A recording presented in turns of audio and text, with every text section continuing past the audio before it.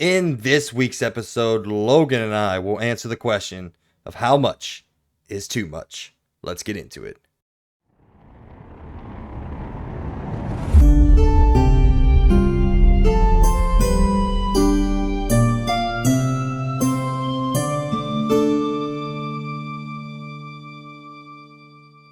Good morning, evening, or afternoon. What's up, everybody, and welcome to the XP Podcast, episode 22, part 2, for the final week of August 2022 and half of the first week of September 2022.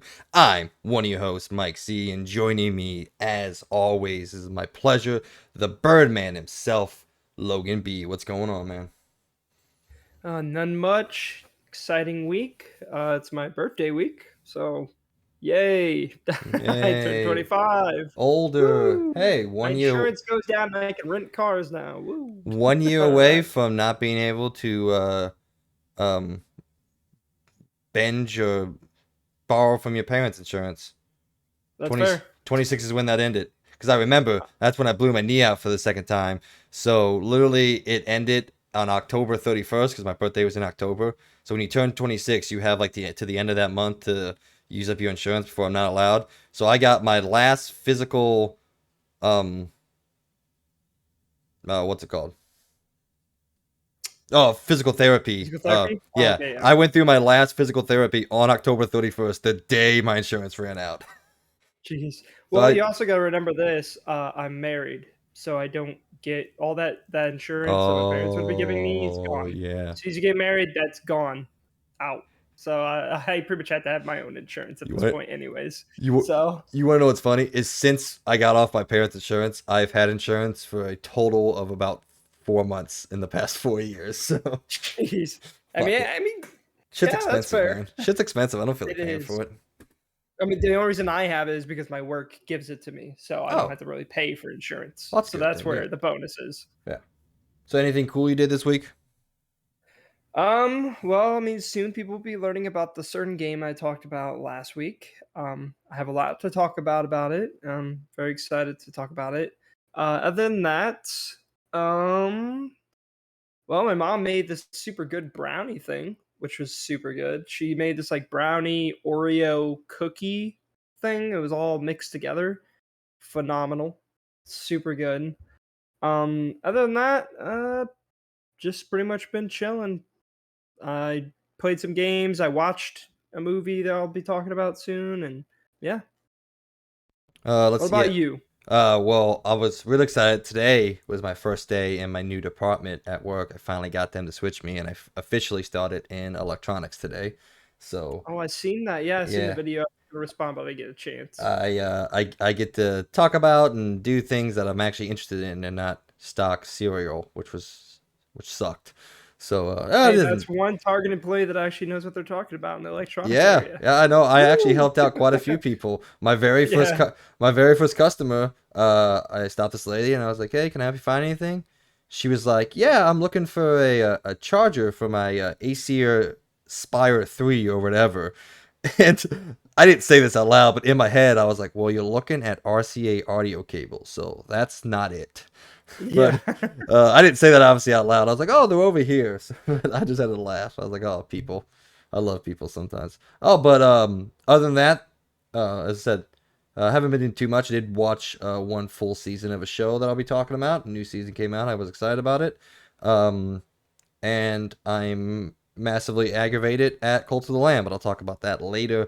Other than that, the only interesting thing to note is Peyton, my girlfriend, got scammed out of $300. So that's what I'm currently dealing with right now. Yeah, someone posed as her sister on Venmo, and she didn't check everything. Like, this person had the picture of her sister, the name, everything. The only difference was there was a dash at the end of the name. And Peyton didn't really check that too well, but that's excusable in my eyes. So, yeah, we're dealing with the banks now, trying to get that because we went through Venmo and they were like, "Oh, sorry, there's nothing we can do." And I'm like, "Cool, thanks, guys. Really appreciate it." So, yeah, Venmo is I don't use Venmo. I use PayPal for everything. So, Venmo is no more for us. So, those of you out there that are listening, pay extra attention. And if someone asks for a lot of money, even if they're from the family, maybe just call them up. Be like, "Hey, what do you need this for?" Just a shout out there. So, all right. Well, let's go ahead and jump right into the episode. I guess jump. We're already 5 minutes in, but sure.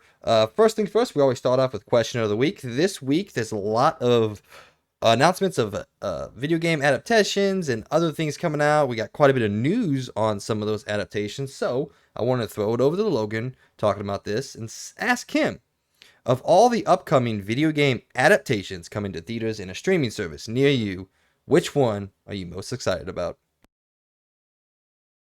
Um,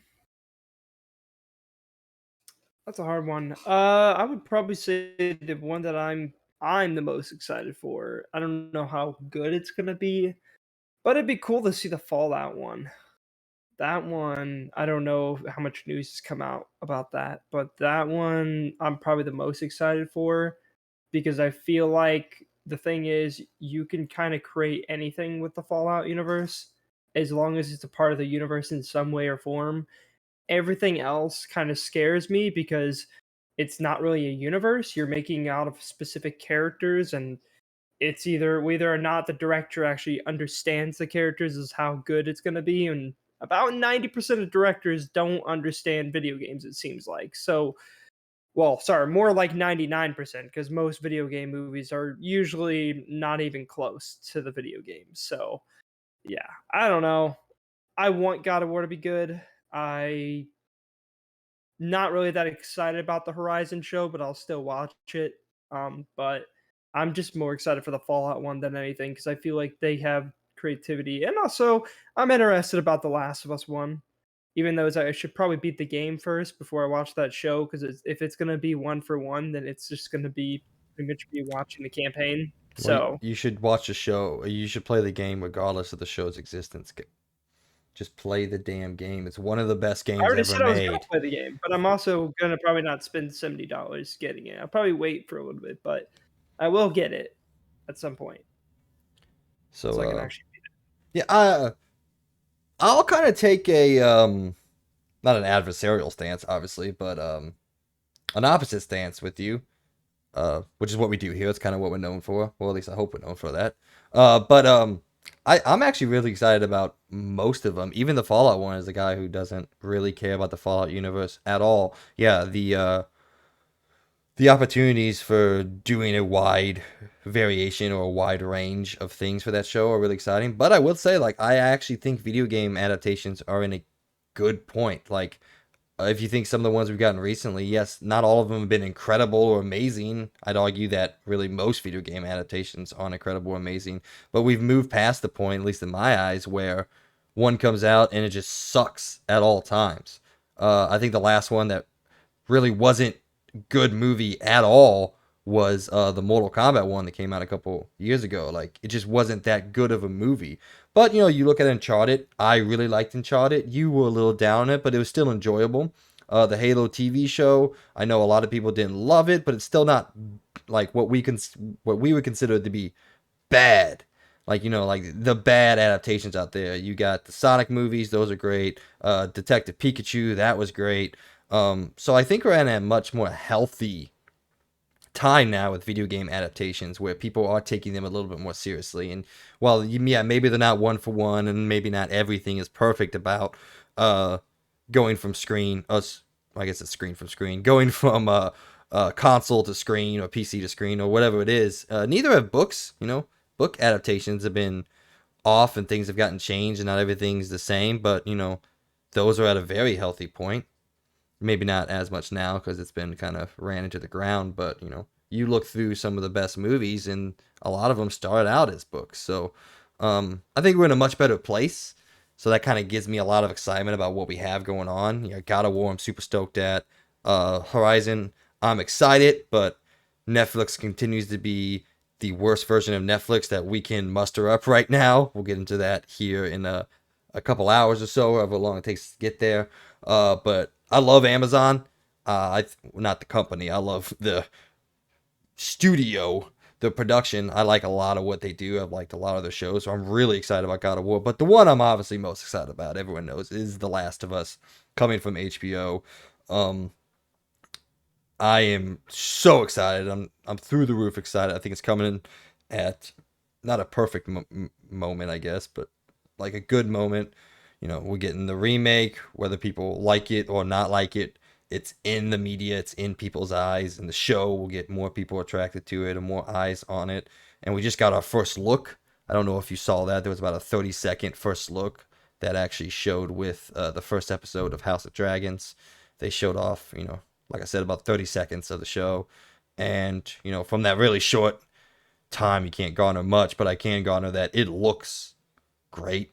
There was an overhead shot of Pedro Pascal's Joel and Bella Ramsey's um, Ellie walking through the snow, which is one of the later portions of the games, and it just looks really well done. The voice acting looks good. It looks like they are taking some scenes, but then there was also a whole nother scene that wasn't even in the game in that short little snippet. So I am very excited, especially knowing that Neil Druckmann has been exponentially linked to this. He's written like I think half of the episodes or something like that. He's on set all the time, the guy that created the game. So I think we're gonna get something pretty special, honestly. I'm 100% confident that The Last of Us will be nothing other than good to great. And I would put money on the fact that it actually being an amazing TV show. So that's where I stand on all that. Anything else you got to say? Or any comments you have? Anything I haven't heard too much about the Fallout. Is there any news out there? Who's directing it? Who's a part of it? I haven't heard too much about it. No, I honestly do not know. I haven't really heard a lot either about it. I mean, we also haven't heard anything about like wasn't there a Mass Effect show too that was in the making? Yeah, yeah. Amazon's So making a Mass Effect show as well. I'm very yeah, again. It's one of those that I'm just excited for. Like I think it's gonna be good. Like obviously we'll see what it is when it comes out. I always save judgment until after I see something. But if you're asking about my expectations or my anticipations for it, like I feel like it's gonna be done well. So yeah, that's fair. I mean, yeah, I I want them to be good. I mean, again, like I know The Witcher isn't just about the video game, but it's a video game and books, and I really like that show a lot. So I mean, I don't know who is making the Horizon show. Oh wait, I guess we talk about we that later, we don't will we? talk about that later. Yeah, I did see that now. Never mind. Well, that will be brought up later. But just a spoiler. That's good. I actually like the people that are making that show, so that's a good thing. yeah. See, for Other me than that, that didn't move the needle at all because I don't really care or really have any basis for what that means. But you do, so that's why I was excited about talking it for you. I trust them to make a good show. So actually, yeah, I could see that. That could be really cool. So Did you get a chance to look at the little snippet from The Last of Us? I did, yeah. I seen a little bit. It wasn't really enough. I mean, they basically showed off the same kind of scene from like what they showed at the that one game show. I think it was what was it? Summer Game Fest. Yeah, Summer Game Yeah. Fest. So when they showed off that little snippet, it's the same. One part of it was the same snippet from that, at least a little bit of it. But then some of it was just like the bridge, and then them talking to people. So like yeah, I mean, it looks cool. I'm gonna definitely watch it when it comes to HBO Max. Like, I hope they have a good director on it. I don't know. HBO's been kind of. I'm kind of iffy on some of their directors anymore because of a certain show, but I don't know. I'm still wanting to watch The House of Dragon. Anyways, I'm very worried about that show because, well, Dude, people talking about it, it is phenomenal. Haven't got a chance to watch it yet, but dude, like yeah, but even just just knowing how it all ends in the end just still hurts. I well, don't know. we technically don't know. We know how the show ends. We technically don't know how the actual story ends because Mister Infinite Delays over here, he still hasn't written it. So I don't think it's ever going to come out either, I or I he'll come out on his deathbed. I hope So, so. All right. Anything else, my man? nope. All right, well, ladies and gentlemen, if you didn't know, this is indeed the XP Podcast, our weekly video game and pop culture news podcast where Logan and myself sit down with y'all and talk about all the news stories and happenings inside and out of the video game world. We post a new episode each and every week, so you can listen to it whenever you want. You can find us on most of the popular podcasting services, including Apple Podcasts, Spotify, Google Podcasts, and more. If you enjoy what we're doing here, please support us on a Patreon page where you can be a part of our weekly discussions and give us your opinions on everything we talk about and everything we don't. You'll also be able to find all of our uploads there, along with any exclusive episodes we may post. Links for that are in the description of this video down below, or you can simply go to patreon.com and search Experience Point, spelled capital X, capital P, ERIENCEPOINT, and find us that way. However, if you don't have any money to send our way, don't worry. We still love and appreciate you for listening and being a part of what is hopefully a growing community. You can also go over to our YouTube channel where you can get this show and all of our shows in video format. If you do, please don't forget to give us a like, share, subscribe, and hit that notification icon so you can be aware of everything we post when we post it. New episode reminders for you. We have already posted part 1 of episode 22. It is Logan and I reacting to everything that Gamescom Opening Night Live had to throw at us. Overall thoughts, we liked it. So if you want to hear what we have to say about each game that was showed off and the show as a whole, please go over there, listen to that episode, come back, hear what we have to say about the rest of it and the rest of this week in the news. With all that out of the way, let's get into this week's show. In the news, we talk about KOTOR Living, the PS5 just got more expensive, and what the hell is going on over at EA, and so much more. But before we get to all that, as always, it's time for What You've Been Doing, where we catch up on all the things pop culture that we've been doing, whether that be gaming, TV shows, movies, books, comics. It doesn't matter to us because we love it all here. So with all that, Mr. Logan, the Birdman Bergman, I'm excited to ask you this question. What, sir, have you been doing? All right, it's time to reveal the, I guess, Yeah, because semi-secret nobody game. knows what it is. Yeah, it's a huge Yeah, little kept secret. yeah. Very controversial game that came out this last week with very, very, very mixed reviews. I've been playing the new Saints Row, and it's good, but not great and not perfect. Um, to summarize, I am having fun with it. That's basically the best way to describe what I've been doing. Like, I've been enjoying myself with the game. I've been having fun, but to say that there is nothing wrong with the game or that I don't see what's wrong with it, I see major flaws with the game. Huge flaws with it. Be that. Um so I guess we'd start with the negatives. As most people have been hearing, there's quite a bit of bugs. Now, am I having as much bugs as everyone else have been seeing? No. I don't know if maybe the PC version has something really wrong with it, but most people when I see when they're playing it on PC, there's a shit ton of bugs. But from my experience, I haven't had that many bugs or that many game breaking bugs to be exact. Like, I've had bugs in the game, like, for example, I can list off a couple. One is when you change like your outfit and your clothes in the game, sometimes it just resets or it just freaks out and it doesn't save your stuff. Or like you'll jump into one cutscene and your clothes will completely, like, things will be taken off and be put back on when you're and certain other things, like weird stuff like that happens. Or like another really annoying glitch I ran into was um where you get motorcycles, you park it in your garage. Well, when you try to get out of the garage with the motorcycle, it won't let you leave. Every time you hit the gas, it goes right back into the customization menu and it won't let you leave with your bike. So basically, motorcycles, as soon as you get them in your garage, that's where they're staying forever because you'll never be able to pull them out.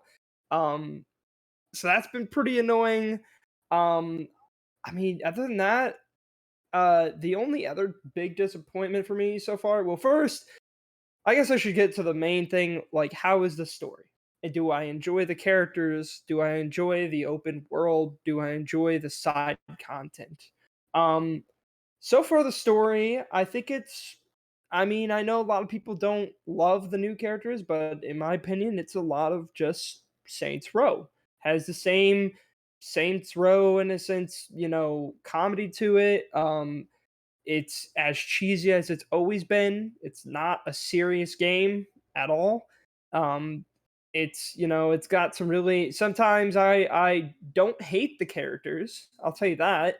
I'm not gonna say I love them as much as like the old characters in some ways. Like clearly, I'm always gonna enjoy more Gat and Shondi and Pierce. I think they are also really great characters. And obviously, for me, I think Saints Row 3 has always been my favorite, which is controversial because a lot of people don't like Saints Row 3. I like Saints Row 3 a lot, and I love Saints Row 4 a lot because it's just stupid, but it's fun. And that's pretty much what this game is. It's stupid, but it's fun. And I don't know what it is. Like every time I'm not playing it, I'm thinking about it. And I'm like, okay, I want to get back in it. I want to do some of these side missions. I want to keep adding more and more businesses into my city and complete all their things. And most side activities I've done so far, most have been really good. I kind of disagree on some things where people say all the side activities are not fun. That's wrong. I've been having a lot of fun. I mean, obviously, insurance fraud is always fun. That's been a staple since Saints Row 2. It's fun. It's the same as it's always been. But I really like how much work they put into the Hitman things, like the actual Wanted app thing. So like compared to like Saints Row 2 and 3 and all that, it was more just like, hey, go here, kill guy, done. Instead, every wanted mission is like side quests, side missions where they actually have like this whole story behind it. It's not like super deep or anything, but it's interesting. It's more interesting than just go here, kill this guy, done. So I actually really like the wanted side quests. They're really fun. I didn't have a problem with the whole stealing vehicle quest for gem robs instead of rim jobs, which is what it used to be called, which I think is strange. Um, and the only, I guess, really most things I really like. I don't want to ruin everything, but I will say, I mean, if for the people that do want to play this game, uh, the only side quest I've really not liked, and I agree with a lot of people I've listened to on this, is the stupid truck missions where you have to move these toxic waste barrels to the place. And honestly, the biggest reason why it's annoying is because instead of it being like, I don't know, 7 missions, no, no, no, no, it's 14. 14 of those missions you have to do. And it's so tedious because literally the slightest hit of the truck, the barrels start to explode unless you're going full speed. If you slow down even just a little bit, they start to implode. And if you don't get all the barrels back, you lose the mission. And some of those trucks are like all the way across the map, and you have to drive that truck all the way across the map to the business in order to complete it. And it is the most frustrating side quest I've done in the game, and it literally sucks. That is the only one I've done so far that I've absolutely just completely hated, and I do not like them at all. But other than that, I think most of the story missions I've done so far have been kind of the same as I remember from Saints Row 3 and Saints Row 4. There's a lot of like it starts off, with I guess the intro, it's not really ruining anything, but you start off and you're working for Marshall. The whole thing is basically you guys are as a stupid joke. Like for some reason you guys don't have enough money to pay for rent, but then you leave these places with like $5,000-6,000 at a time. I guess the city must have insane rent for 4 people living in an apartment. But yeah, you basically start working at Marshall. Marshall basically doesn't like they employ a bunch of people, but most people, I guess, die on the job, which is kind of a dumb, funny joke where it's basically kind of like how in open world games with their, like cops and stuff, a lot of cops in that die throughout the game. So it's kind of funny that when you're getting hired in these jobs, the morality rate is so low or so high because literally, people are getting killed all the time in these open worlds, which I kind of like that they've been kind of bringing up a lot that basically your character is an insane killer. And like he's like no, I don't like killing, but then he does, and it gets brought up. So it's like basically telling you like it's kind of showing that, oh, you're killing all these people and people understand that you're killing all these people. So it's not just you killing all people and they're like, oh, he's a good guy. So it's good. Campaign's good. There's not a lot to say right now. I'm about 40% into the game, I believe now. I think I've been playing for maybe 10 to 12 hours. I can't tell because PlayStation isn't freaking telling me how long I played the game, and it's like completely wrong because I remember I put like 6 hours of the game, I'm pretty sure, and it said I played it for 2 hours. And I'm like, I did not play it for 2 hours. I know that for a fact. Um, but yeah, so campaign's good. Side missions are mostly good from what I played. I think another big problem with the game is I don't have a problem with a game when it has dated graphics as long as it's well optimized and it's fun. And the issue is this game has dated graphics and it's not well optimized. And it's very frustrating because get ready for this, Mike. There is five, no, wait, technically seven different graphics modes for this game.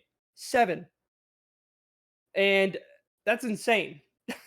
Like it has seven different modes, which sounds great on board, right? You're right. You're like, oh, hey, you get all these choices to optimize the game how you want to. And honestly, the issue is it is 2022. About, I don't know, 95% of games right now all have a thing called DRS, which is dynamic resolution scaling. Saints Row does not have that at all. At all. So when you choose one of these graphics modes, it lets you choose between 1080p, 1440p, and 4K. And whatever you choose is exactly what the whole thing's going to be. That's what it's going to, the whole resolution the entire time. It doesn't change. It doesn't, compensate for anything crazy happening. It strictly is 1440p and all that. So if you like that stuff, that's great. But the issue is too, they didn't implement any kind of caps or anything. So the frame rate is just kind of opened up. So it's very variable. So if you play in 4K, it's like 32 FPS pretty much. Or when you play in 1440p high quality with the ray tracing on, it's like 40 FPS. Again, it's really gross and it just doesn't feel right. So in my opinion, there's only like two modes that are actually good in this game, and that's 1440p high frame rate, which still doesn't even keep it at a constant 60 for how dated the game looks. Like again, this game doesn't look that amazing, and it barely sometimes struggles to hit 60, and it's frustrating. And then there's like 1080p high quality, which you can have ray tracing on, and that does hit a smooth 60, but then it runs at 1080p resolution. So it honestly just made me wish that they had a DRS system where it was a good mix where it's like 1440p with ray tracing with DRS on, so that when it gets crazy, it will bring down the resolution in a sense, but it'll still look really clean. I mean, I know I don't know. It's just weird. I don't know why they did this. It's a weird mess in my opinion. I don't know why they chose to do that in the first place. Uh yeah, it's just weird. And also, it almost seems like they made this game specifically for the last gen consoles and then they just ported it everywhere. And another reason, the big reason for that is even if you have a high-end PC, you're running everything at max settings in this game, the freaking popping in this game is gross. It is bad. Like, literally, you'll be driving down the street and you'll see it's like that cyberpunk thing where you're driving down the street and sometimes you'll see people pop in but then disappear. But then you also drive down the street and you'll see cars, like you'll see cars in the distance, and the closer you get, they disappear, and then new cars spawn in. It's this weird, gross thing where again, like it seems like this game was specifically made for last gen, and then they forgot to update the settings and everything for the next gen systems, and they forgot to even upgrade it for the PC. Because again, if you literally max it out completely, even on PC, it's the same pop in. Like they didn't update, uh what is it called? I guess how much popping is going on, like the distance that you could see before popping starts to happen. It's a lot closer than it should be. And even another weird glitch I ran into was so I guess they were going to have adaptive trigger support for this game.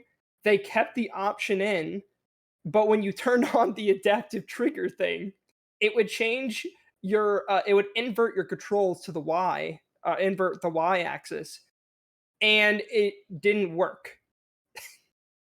So every time you turned on adaptive triggers, it would invert your Y axis, and it didn't work. So it almost seems like they were like trying to put adaptive triggers in this game. They forgot to take the option out of the option menu, and it was a whole weird thing where like it just what was the point of even having that in here? And it was completely broken. And recently, I just checked. I think yesterday they had a hot fix come out, and it's gone now. So the adaptive trigger switch is gone. So they definitely just forgot that in there and didn't fix that, which I just think is really weird. Um, yeah. And then also the day one when I played it, they didn't for some reason release the day one patch till super late on the PC and PlayStation. And it was like when I played day one, everything looked absurdly like blurry. Everything didn't look correct. It wasn't running great. And then the next day I played and everything was a lot better. It's because the day one patch actually got installed finally. And that was another really frustrating thing that kind of happened where the game just didn't run very well at day one. It runs a lot better now, and it's just a whole weird thing. So I guess to really get to the end of this real quick, because this is gonna be it's just a long whole thing, and I'm not trying to make a whole review for it. So far, even though I have all the negatives of this game, and I understand this game isn't great, and I understand it is okay, it's an average game in my opinion. I am still having fun with it. Um, again, I maybe when I actually finish it, I'll have a little, I'll have like a quick little review thing. I'm probably not going to make an entire review for this game. It's not that deep. Um, so maybe I'll, have like a short little spout, and I'll just have like a little summary about the game, and I'll give a little review or a little, a number on it. But so far, again, I am having fun with the game. I think it's fun. I think the open world is much better than Saints Row 3, which isn't saying much because Saints Row 3 and Saints Row 4's open world was not good at all. It was very bland, it was boring, had no color to it. All the NPCs were either construction workers or hookers. It was just a whole weird thing with Saints Row 3 and 4. So this game, in my opinion, has a much better open world. It's a lot more interesting, in my opinion. I like the vibrance to the colors. I like how much there's a huge NPC variety. Even though they weirdly have done this whole weird thing with like the whole gender thing, where it's like really weird because like you'll have like I don't know, like old ladies that look really young, in my opinion, in this game. It's just strange. Or like women that for some reason just none of them have boobs, pretty much. I know that's a weird thing to say, but like it's just like, do they not want that in this game? I don't know. I just think it's very weird, but it's whatever. That's what they wanted to make. Um, Other than that, though, again, I think it's a pretty good game. I'm having fun. It's average. It's more Saints Row, and yeah. And I mean, I guess another little short thing to say is I do kind of like the new additions with the new skills they added now, where you get like the more you level up, you get these kind of skills that are attached to like a plus system where you can hold R1 and do like special things like attach a grenade to someone and throw them into a crowd. Um, and then the animation, the kill animations are really cool. And some of the new things like the drifting and the vehicle combat are, in my opinion, a lot better than the other games. Um, I think the wingsuit could have been a little bit better. I'm a little disappointed with that because it isn't really utilized as much as I was hoping it was going to be. Um, but I mean, again, I did just unlock one ability where you can actually now drop down and bounce off people. So maybe it just gets better throughout the game. We'll see. But so far, yeah, summarize, I'm having a good time. It's an average game. And if you don't like old Saints Row games, this isn't going to change your mind. If you think this is going to be Saints Row 2 again, it's not Saints Row 2 again. So if you like Saints Row 3 and you like Saints Row 4, kind of do your research on the game and see what you think. But so far, I think it is fun. It is a fun average game. So, you have any questions, Mike? Sorry, I went on a huge rant. I wanted No, to just no, get that all out. you're good. Just to Absolutely. No, I don't have any questions. It's like we talked off air here, and I was initially apprehensive about it, especially when it came out or when it first got announced. I was like, we'll see. And then I started not really looking into the game. I just kind of started listening, keeping my ear to the ground. And I was like, okay, this looks like it could be fun. I'll give it a try, this co-op. And then the preview round came out, 2 or so weeks before the game. And then I actually started looking into it a lot. And I just like, no, I don't want to play any of this. I personally think the game looks really terrible. But I'm glad you're enjoying it. First off, I want to say that I'm glad of anybody who enjoys something that they spent money on, their hard-earned money. That's great. But me personally, everything I've seen, listening to, it says reviews, good reviews and bad reviews. I like to look at both. Um, I think this game looks terrible, so I will probably No, never ever I play it. So don't blame you. Again, this is like the Avengers thing with you. yeah, I understand this game is not great. I will not say this game's great. I will not protect it. I clearly went on and told you guys all the negatives I have with the game. There was a lot going on with this game that's not right. It shouldn't have came out the way it did. It's inexcusable how bad some of the things are. But yeah, I mean, I'm having fun with it, and it is a fun time where I just do not take anything serious, and I just kind of just do stupid shit in it. Like, I mean, I'm playing as the Rock, and that's pretty much what my whole thing is with the game. Is I'm playing as Rock Dwayne Johnson the that's entire awesome. time. What's crazy, dude, is I thought about this. I'm like, dude, all the problems this game has and how bad of a shape it launched in and everything that I've seen. I mean, this game got delayed by 6 months. Mm-hmm. And that's just, I want to point that out to those people out there that when betas for games come out 2 weeks before launch, they're like, oh, yeah, well, they're going to fix all this stuff. No. Game development takes so long, especially in the modern era. I mean, we're talking about, studios, Sony Santa Monica, Naughty Dog, all these games take 4 to 5 years to make a game. You can't fix fundamental problems with a game in 6 months. It can't be done. Um, which sucks. That's actually something I think about. Like I miss the days where people forget Uncharted 1, 2, and 3 came out with 2 year gaps and then 3 year gaps respectively. And that just doesn't happen anymore. We don't get AAA games in 2 to 3 years anymore. It takes 4, 5, 6 years sometimes to make a video game anymore. So yeah, and then also I thought about it was like, man, this game was originally supposed to come out smack dab in the middle of Elden Ring and Horizon. This thing would have got fucking eaten alive if it came out in February when it was supposed to. It would have got absolutely demolished. But Oh yeah, no, it would have been obliterated. It yeah. would have been like what Sonic Frontiers and Skull and Bones is gonna be. um so yeah, I guess good decision delaying it outside of just the fact that it needed it. They came out at a slower time and they probably made more money than they would have in February. So I guess good on them for making that decision and making that call. But yeah, no, everything I saw, I was just like, yeah, I don't want to play this in any regard. So, but I hope you enjoy your 40 hours, however long you spend with the game, and that's good. I'm gonna go enjoy Gotham Knights, and you have to listen to me complain about how terrible that game is and how much I love it. Hey, that's Hopefully, fair. hopefully, maybe I I'll will hate it. I say don't know. this: if you are looking for any opinions on Saints Row, do not go to the Reddit.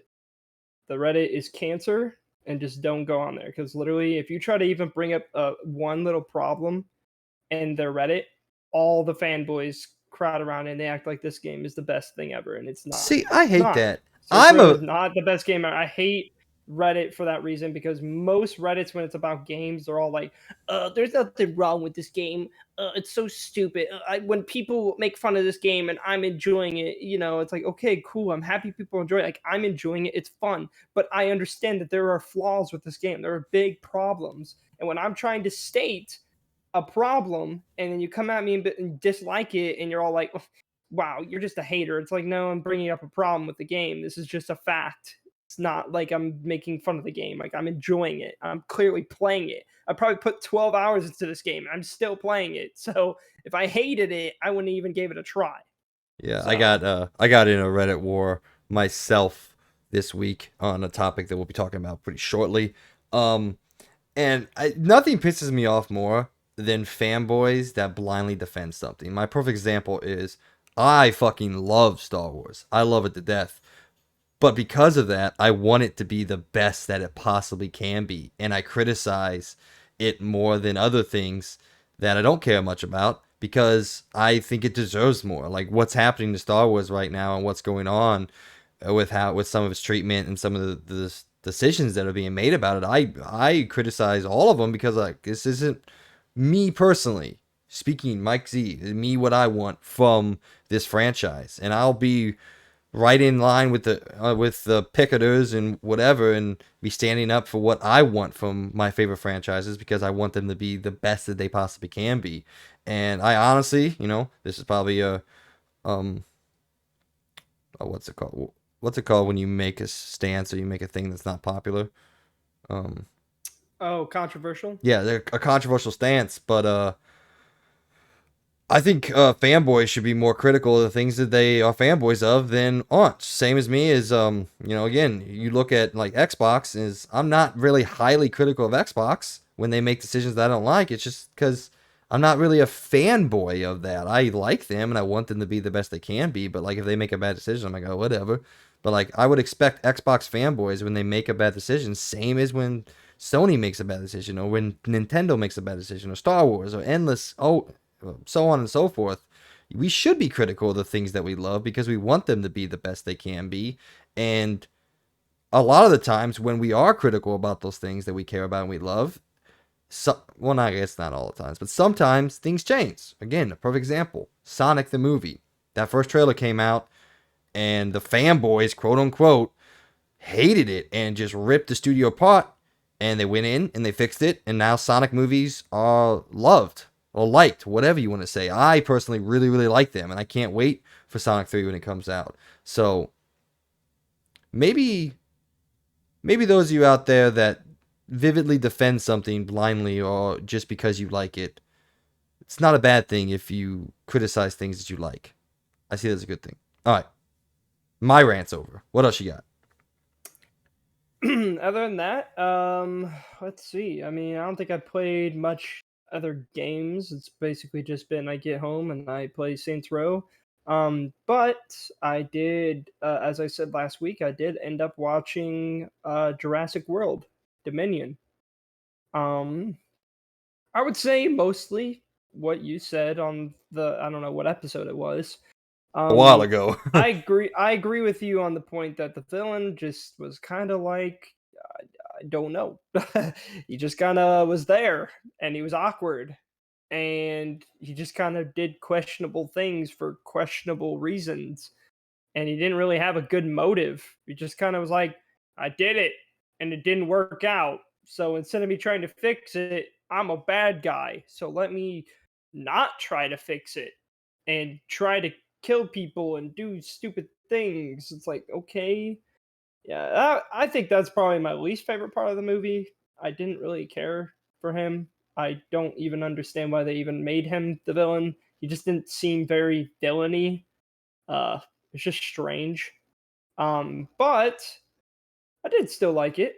I enjoyed a good portion of it. I liked most of the beats. I liked all the dinosaur fighting as always, and I liked the interesting storytelling about I guess if you guys haven't seen any of the Jurassic Worlds, cover your ears. But well, it's a Jurassic World now, so the dinosaurs are in the world. They're trying to figure out how to coexist with the dinosaurs, and I thought it was pretty good. I thought the storytelling was interesting. I was very interested, more interested than I was in the second movie because, well, the second movie sucked, and the trailers basically made me think it was going to be one thing, and it ended up being completely different. And yeah, second one's just a weird mess. But other than that, yeah, I mean, I thought it was a pretty good movie. Thought it was definitely better than the second one, but that's not saying a lot, as you said last time. So again, I think mostly what I had to say is about the same as you. But I did really enjoy it though. What what'd you think about I the enjoyed it more than I thought I was going to. what'd you think about the really just super dumb hallway scene when I was talking about, wow, they're fighting and she runs to the end of the hallway to get a weapon and then runs back, and then starts fighting again instead of just leaving the room. Do you not remember what I'm talking about? Can you not hear me at all? No. Give me a second. I think my Okay. internet's going a bit Uh, wacky. are you back now? Give me a second. Okay. Well, this There we awkward. go. Okay. You All right. good? I'm gonna hardwire my laptop so it doesn't do that again. Okay. Okay. Uh, So, I was just what were you asking you saying what. again? You were saying something weird about. I was asking you about what I think is one of the worst scenes in the movie, and in fact, one of the worst conceptualized scenes I've ever seen in a movie recently is when they're fighting with the well again if you haven't seen the movie, cover your ears. They're fighting with the locust hordes, and she like runs to the end of the room through the locust hordes, gets a weapon, runs back to the other end of the room, and then starts fighting. And I'm like, Yes, what? yeah, I do remember that scene. What? I hate Well, that yeah, scene and so then like much. the entire movie, they made these locusts to be out like these ravenous, like it kind of like Yeah, piranha-like it's enemies, and they're like she just runs through all of them, and they're like barely, they're not even doing anything to them other than just like ripping up some yeah, they're clothes, and scratching it's her. like yeah, and then she just runs back to the other end, and yeah, they just start fighting again. It's like what? Okay, all right, Yeah, the yeah, movie that had scene was weird. the movie had built these locusts up to be like the thing that was going to end the world, and then that scene happened. And I was like, oh, so they're just large flies? All right, cool. Well, I'm not. I don't care about this at all. Then, yeah, Yeah, because they made them look horrifying in that first scene with the freaking barn and everything. I'm like, oh yeah, man, this is horrifying. But yeah, I don't like that movie. It's yeah. I think I helped you out a little bit lowering your expectations. I do that a lot, honestly. I lower your expectations for a movie, then you end up enjoying them well, more. my expectations were already pretty low after seeing the Fair, second fair movie enough. because Yeah. I had super high expectations for the second one, got extremely disappointed in it, and I'm like, all right, well, it's gonna take a lot for this next one to even raise my expectation. I think it didn't even it definitely didn't exceed my expectations. It was just I enjoyed it. I thought it was pretty good. It had a lot of a good amount of good scenes in my opinion, other than some scenes like you said that one, and also just the villain was just kind of like I don't know, just not good. It was just weird, but other than that, yeah, I mean, I liked it. It All was right. pretty good. Action was great. You got anything else for us? Nope, All that's right. pretty much it. Well, mine's gonna be a pretty short one. I haven't really been doing that much. I said I watched an entire season of a show. I binged it. And you're gonna love the show I decided to binge. It's called Never Have I Ever. Season 3 came out on Netflix, and I don't know. I love this show. It's a romantic comedy TV show, based with a an Indian main character, and Peyton and I love to watch these shows together. And I'm not gonna cap or anything like that. I love this stuff. I don't know why I said I'm not gonna cap. People who listen know I love this stuff. So and yeah, this season 3 was great. I I really enjoyed it. I couldn't wait to get home from work and get the gym knocked out, get food knocked out, so we could just sit down and watch 3 or 4 episodes a night. And before I knew it, it was over. And other than that, I'm still trying my hardest to get this platinum in Cult of the Lamb. I'm down to 1 trophy. I just have to beat 1 boss. That's all I got to do without getting hit, and it is the hardest boss I've ever had to do without getting hit. It's not hard to beat it. You know, I could beat the boss every single time I attempt it, but to do it without getting hit is the most frustrating thing I've done to get a trophy in a hot second. And it's not like the game's fault. It's not a bad design, but it's just hard. There's a lot of enemies. There's a lot of projectiles coming at. It's the third boss, by the way, Logan. Um, Oh yeah, yeah. there's a lot of, and especially because you're going into it in the post game, so things are more difficult. So where he used to spawn like 1 or 2 enemies, now he's spawning 4 or 5, and you have to dodge his endless amount of fireball projectiles, and it's just a lot. And I think I just have to eventually get lucky in doing it. Eventually I'll just get the right loadout, and RNG hasn't been on my side. I haven't gotten one godly weapon. I haven't gotten one good curse. I keep getting the stupid defensive curse or the stupid muck curse that leaves like a trail. I haven't really gotten lucky with my RNG yet, so I'm just gonna keep trying to knock it out. I ran into another weird glitch that doesn't affect the game at all, but once you get past 24 hours, instead of the clock simply going to 25, it goes to 0. So that's awesome. Really? Yeah, That's weird. I don't understand, because it's not like, they have to go to like one day. You could just put 25 hours on it instead of, I don't know. It just, there's a lot of weird shit with this game that, the more I play it, the more I'm like, oh, was 9 too high?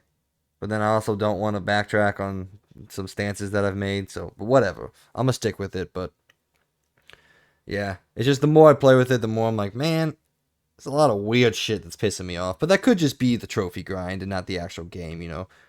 The 17 hours I put into the main game, I still love. So, but that's really it for me. I haven't really done too much. I'm kind of just waiting for, waiting for Friday to get here so I can, play the Last of Us again.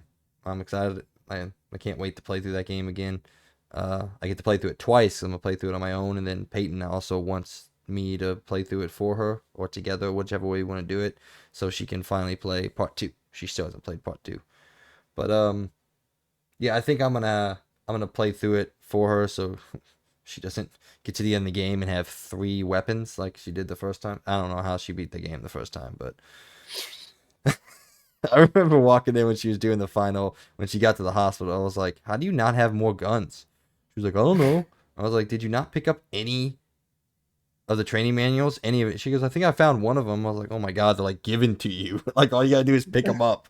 But, I love the woman, so can't critique her too much. Just kidding, I critique her all the time.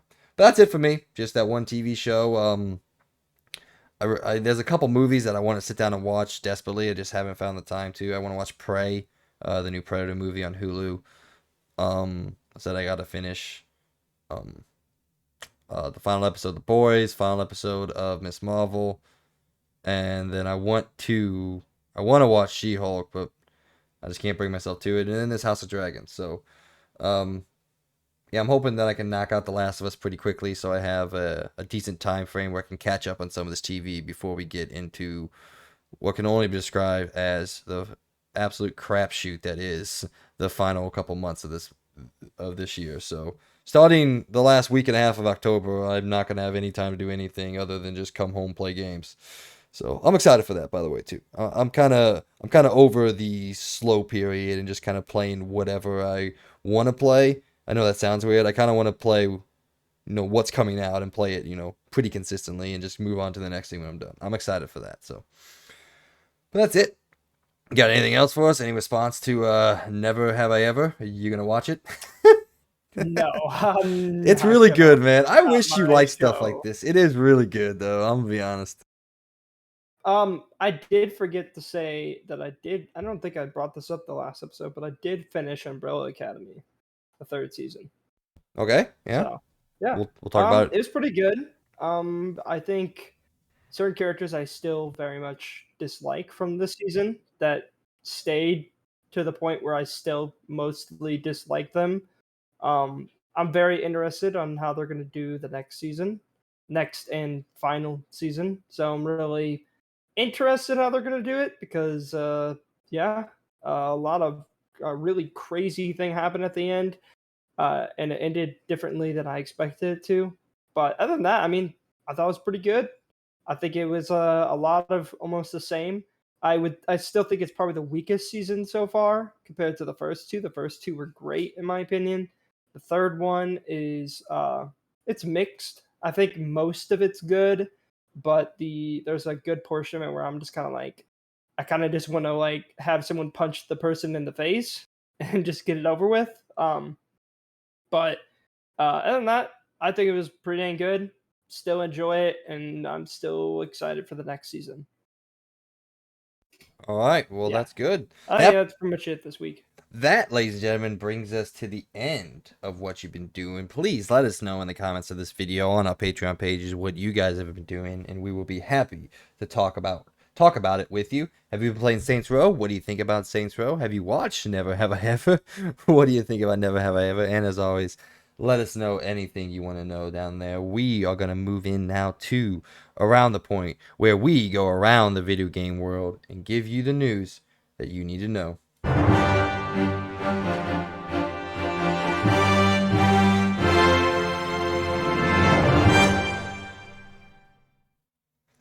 Number one on Around the Point, I wanted to sit down and ask you, Mr. Logan, if there was anything coming out of Gamescom, anything else throughout the week that you had seen that you wanted to talk about, that you wanted to discuss with us here, and just get your opinions on anything else that you wanted to talk about. Um, I don't think so. I mean, I don't think there's anything I really haven't talked about. I don't know if this was a part of Gamescom, but there was a weird new trailer I seen for I don't even remember the name of it, but it's like this weird game where you are a vampire, but you own your own hotel, and you basically like you own the hotel, you renovate it, you customize it and everything, but then you basically feed on your guests and stuff. And it's honestly, the more I'm thinking about it, it just reminds me a lot of the Call of the Lamb game. But you're a vampire and you feed on your guests and stuff. But then there's like, it looks like there's kind of like dungeons and stuff too. And it's got a very, uh, was it Nightmare Before Christmas kind of look to it. It looked interesting. I need to look up the name of it, but that game looked pretty cool. I will say I'm pretty sure it was an all cinematic trailer, but it looked pretty cool. Other than that, Do you not remember the I name gotta of look it up at the all? name of it. Do you not remember the name of it at all? I don't know why it's not. Well, apparently he can't hear me, so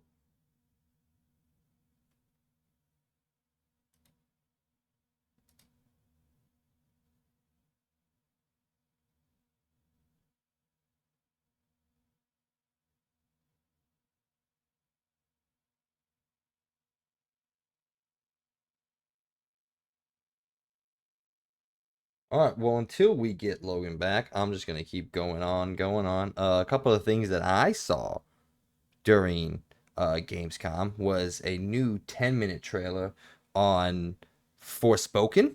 Those of you out there that don't know this game is being published by Square Enix, produced by Luminous Productions, the maker of Final Fantasy 15. And this game has been pretty heavily criticized for some of its writing, some of its characterization, which I will agree with all of them. Seems like the game's not written very well, which would be a pretty big disappointment if that is the case. But other than that, the gameplay I think looks absolutely fantastic. This gameplay walkthrough says about 10 minutes. They showed a lot of different combat systems. There's a comboing kind of scoring thing that like Devil May Cry does in some other action games. Um, and yeah, I just think everything looks really good. The world uh, looks interesting. It does look like it might be a little bland world in terms of diversity because it is just one major city spread out around an entire planet. Well, I guess world planet, probably not a whole planet. That'd be crazy. But yeah, I'm very excited about this game. I will agree with all the criticisms that I don't think it's written very well. It could flow a lot better when you get into the game, and they've just chosen to make some um, chosen to show some bad excerpts, which isn't a good way to show you a video game at all. But so yeah, I want to just point that out. I think the game looks really good. I'm really excited about it. Other than that, I read up some more on Atlas Fallen, a game that Logan and I talked about um on part one of the episode. Found some new information like that. That game looks really cool. Um, Said watch that 25-minute walkthrough on High on Life. Um, that game is a game that I'm very excited to play. I don't think it looks absolutely incredible like some of the other guys in our friend groups do. They are very excited about it, but I am excited about it. without the adjective. Are you back yet there, sir, or am I just still talking to myself? Yeah, my internet's freaking out. I'm really sorry about this. No, you're good, my man. I can still hear I you. also think it didn't go to my Ethernet cord because it was like really bad. Like it was, you sound like a robot for a good portion of time. Oh, But I did find the game. I think it was okay. Bloody Hell Hotel. Bloody Hell Um, Hotel. I think that's Blo- what it was. Yeah, Bloody Hell Hotel. Let me yeah. look at this. Do not autoplay that video. Thank you. Thought Steam was about to break the eardrums of our audience. Is it a first-person game? Yeah, I think again the whole thing is just a cinematic trailer because you can kind of tell. But it does sound kind of cool. It sounds like a good concept. It again it reminds me a lot of Call of Land because it's pretty much the same thing in a sense, other than it's a little different because you own your own hotel. I guess you feed off of your guests and stuff, and again, like you're managing the whole hotel and everything, and you get to use like vampire powers and everything, but like the people look very interesting. It's not like what I was expecting, um but again, it looks interesting. Like it just kind of randomly popped up today and I was like, oh, that's kind of cool. I guess it was 6 days ago they showed it off. I don't know if you were listening or anything, or if you were still you trying to figure out the interwebs over there. But I was talking a little bit about the extended gameplay we saw for Spoken. Don't know if you got a chance to check that out. I know you're really not interested in it, but didn't know if you got a chance to look at it and see what I am anticipating to be a very well playing game, but maybe not a great like written game. Yeah, no, I didn't really look at it. Again, I've completely dropped off on my interest of that game completely after like the second showing. I'm just not that excited for that game. Yeah, it's all fair in love and I guess it's not war. It's all fair in love and opinions, I guess. Yeah, that's fair. War of opinions. All right, number two on Around the Point, a story that we've been attempting to get to for like 2 weeks now, but we're finally going to talk about it here. We got some extra time. Embracer Group continues to buy everything under the sun that they can, coming shortly off of their purchase of a number of Square Enix's Western studios early this year, including the makers of Tomb Raider. I forgot their names. Um, uh, the other CP studio, not CD Projekt. The other. Do you know what I'm talking about? Do not Crystal know. Dynamics. Oh, oh, okay. Yeah. They purchased Crystal Dynamics. They purchased quite a few of Square Enix's Western studios. They also are the controlling property behind Gearbox, THQ Nordic, and Dark Horse Media, the entirety of Dark Horse. They have continued to buy everything that they can, including, this time, limited run games, karaoke technology, Singtrix, which I have no clue what that is, peripheral manufacturer Guiletech, which is now the makers of the controlling properties of. Oh shit! That company that used to make the crappy controllers back in the day used to like light up and do all that stuff. Do you remember those? Skull something? Yeah, yeah. Skull Candy. No, not Skull Candy. Not the people who make that. But Oh, I don't remember. It don't matter. They also bought Tuxedo Labs, Tripwire Entertainment, Bitwave Games, and the big one, they have purchased the entirety of the rights of Lord of the Rings and The Hobbit. The entire IP that includes video games, tabletop, film, and everything under the sun. I just wanted to get your opinion on this pretty invasive company in the entirety of the video game industry as a whole. We don't know much about who Embracer Group is, but they have been buying everything they can, and I have no fucking clue how they got to purchase the Lord of the Rings. Like when I saw that, it blew my mind, and it made me kind of sad. Actually, pretty sad. So what that they? I mean, honestly, I don't know. I mean, maybe they'll create something better out of it. Because I mean, there really hasn't been a lot of Lord of the Rings stuff, anyways. To be honest, when it comes to gaming, if you think about when it. now they own everything: gaming, movies, TV. tabletop. They own the entirety of the creative IP. Somehow they bought it. I don't know how. I don't even know how much money it was. But I don't know. This and what's that other one? Tencent. Um, you'll know them by Level Infinite. They've been all over awards ceremonies and everything. Tencent is a Chinese backed company. Well, Chinese company backed by the Saudi Arabian government. It's not a good company. You should not be rooting for these people at all. And I guess unless you like Saudi Arabian companies. Um, but we talk a lot about here about acquisitions and how some of them can be good, some of them can be bad. I don't like these shady conglomerates buying up everything under the sun in the video game world. I would much rather Xbox just fucking buy everything. I may complain about it, but I'd much rather Xbox own all this stuff than someone like Embracer or Tencent who's backed by really shady companies that do some pretty shitty stuff in terms of the world financial landscape and especially anything other than Tencent. Um, I don't know if you have anything to think about this or anything like that, but this is one of the ones that I hate. I don't want these major conglomerates backed by foreign subsidiaries to barge into video game landscape. Yeah, I mean, I don't know. Middle Earth is a weird one. I'm kind of surprised that Lord of the Rings got bought from Warner Bros. So I mean, like they just straight up took it from Warner Bros. Now. I mean, that kind of ruins our dreams of ever seeing any Lord of the Rings characters now in the multiverses game, probably because I mean that was a whole Warner Bros. Game. So I guess we know now that Lord of the Rings characters will not probably be showing up. Um, I don't know. That's weird. I don't know whether to think this is like super bad or not because again, I don't know what Embracers has done before.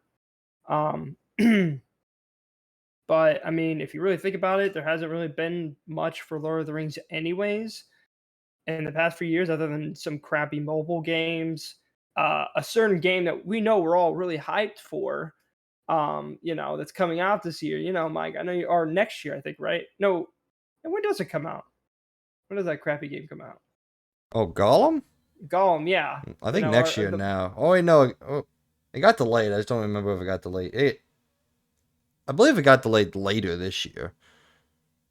Yeah, Maybe I don't know. I'll have to look that up. But but yeah, I mean, that's pretty much the only games people have looking for Lord of the Rings. I think the only thing really Lord of the Rings that we can look forward to is the Amazon thing. So I don't know. I mean, again, I don't know what Embracer's done before. I'm I'm more happy that they got them than a Tencent getting it because I don't trust Tencent. But again, I don't also know what Embracer does either. a little bit of background on Embracer. So Embracer was a little bit of its history. It comes from the collapse of THQ back in the day when THQ went bankrupt and sold off everything that they owned. Embracer spun off of what we now know to be THQ Nordic. Embracer became the controlling partner. So they kind of work one and the same.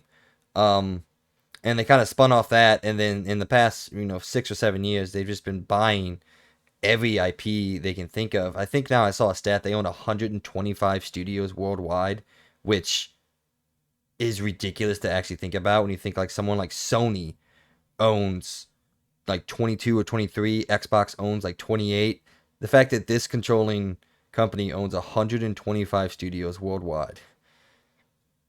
Yeah, that's weird. I think it's dangerous. I honestly think it's a dangerous trend, and I've been talking about how I don't like um the trend of all these acquisitions, especially not major publishers and all that. I'm a little bit more okay with the developers, which I guess there is some um, um I'm talking around a circle here because they did purchase developers, but I don't know. I guess I'm more okay with Embracer than I am Tencent because Embracer is kind of came out of the video game industry in a way, and they're based in Sweden, so they're not like as terrible. They're not backed by as shady a thing, but no. So Tencent, Tencent is the one to be worried about out there, folks. Anytime you see the Level Infinite logo, which if you don't know, that is actually the gaming brand. They actually took their own name out of anything related to the Western world, and now they're known by Level Infinite over here in the States.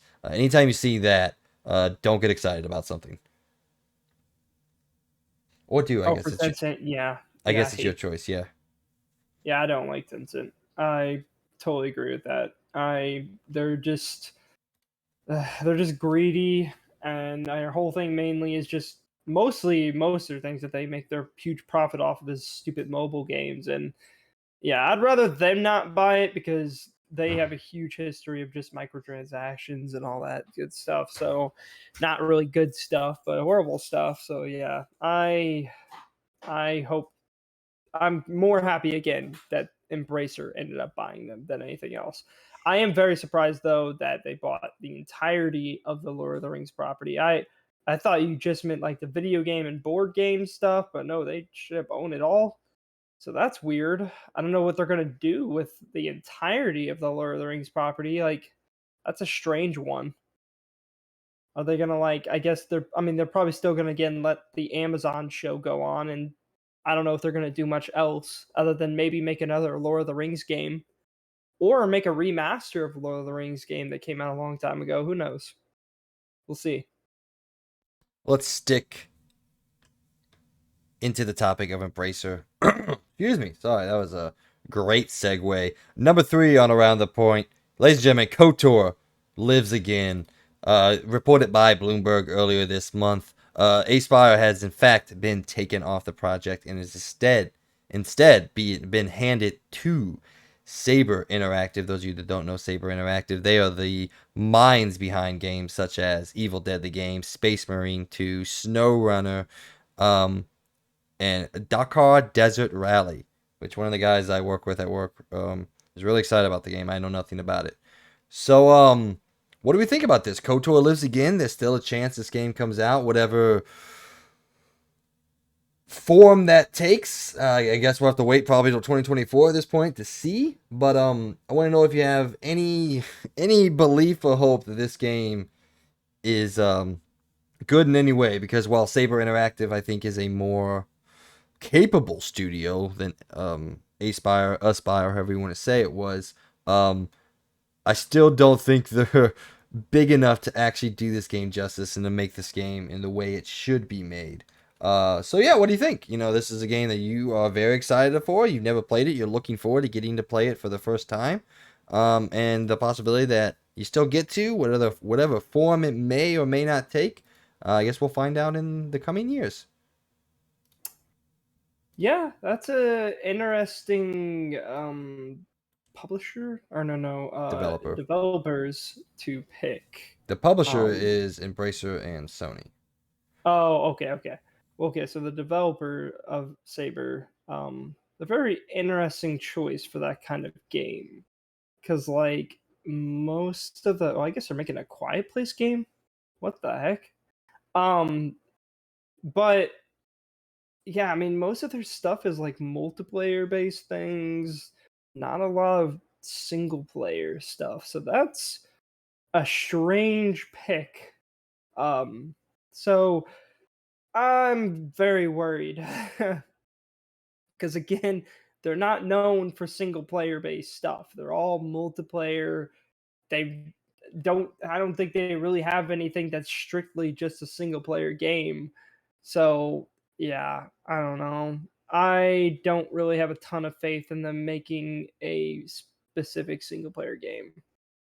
I want it to be good though, because I really do want to play the Old Republic, but I want to wait for this remaster because I want to play it in its best form. But who knows if they could pull it off? I mean, if Aspire or Espir or whatever their name was couldn't make it, I don't think these people can make it either.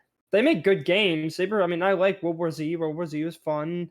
I know Evil Dead did pretty good, and they have Space Marine and all that. And I guess now they're having a Quiet Place game, which I've never even heard of. I didn't even know they had a game coming out for that movie. Um, but other than that, like, yeah, I just don't know. That's a weird one. I mean, I guess technically it increases my not excitement or anything, but increases my hope that the game actually exists and comes out in some form at some point in time in the future. But if you're gonna tell me like, am I now more excited? No, because again, like I'm not convinced that these people can pull it off in the way that I want this game to be pulled off. And that's another thing that we were talking about earlier is, my own expectations for something that I love are high and should be high. And I expect this game to be treated with the care and reverence that it should be taken with because, in my own personal opinion, and an opinion that mirrors a lot of other people in the industry, KOTOR is one of the greatest RPGs ever made. It's one of the most important Star Wars games ever made. And it deserves its day in the sun again, in my opinion. It deserves to be loved by a whole new group of Star Wars fans, even if those ones came from the sequel trilogy. They're still fans of something that I love, so I still appreciate them, even though I probably disagree with them on terms of the quality of what's been coming out. I still like that, the fans of something that I love. So I don't know if this says makes me any more excited or not. It probably doesn't change the need at all, other than the fact that hey, I might actually get to play it in some form or another in the future. Anything else you got? No, but I guess to boost some confidence, they have had experience with helping with remakes. Like they helped with the Master Chief Collection, they helped with the Crisis remasters, and many others. So they do have experience with helping developers with making remasters, but they've never done it themselves, from what I Yeah, could but see from the portfolio. I So mean, I don't know how well they will do by themselves. that's a remaster is one thing. Like the remake that this game needs and should be done is entirely different beast. I mean, we're talking about Well, ground yeah. up, not just visuals. I'm not just talking about how the game looks. That's easy. Well, okay, not easy at all. It's significantly difficult, but this game needs a rework of everything. The combat, while I have an appreciation for it for when it came out. Even in 2003, the combat wasn't revolutionary. It was clunky. It was a not hard game to play back then because it was something we had never seen before. But going back to play it now, I would say it's almost impossible to actually have a good experience with how that game plays in 2022. And so they gotta, I said, remake everything from the ground up. They're starting on the bottom, and everything has to be touched up and redone in some form or another. So they're essentially making a brand new game. They're just making a game that already exists in one shape or form. That's So, fair. yeah, We'll see. Again, we will see. I hope they will create something great because I mean I feel like they are good developers, but I just don't know how good of a developers they are for a single player specific game, especially when they have to not just remaster it, but they're remaking it and having to do big updates to it. So we'll see. But the dream is dead for you and I. Blue Point is not doing this. Yeah, Blue Point would be perfect Blue, for Blue, doing this. Blue Point would fucking kill this game. But no such luck. Number 4 on Around the Point. The PlayStation 5 is getting more expensive. Announced on the PlayStation blog earlier this week. Sony has announced that in 45 different um,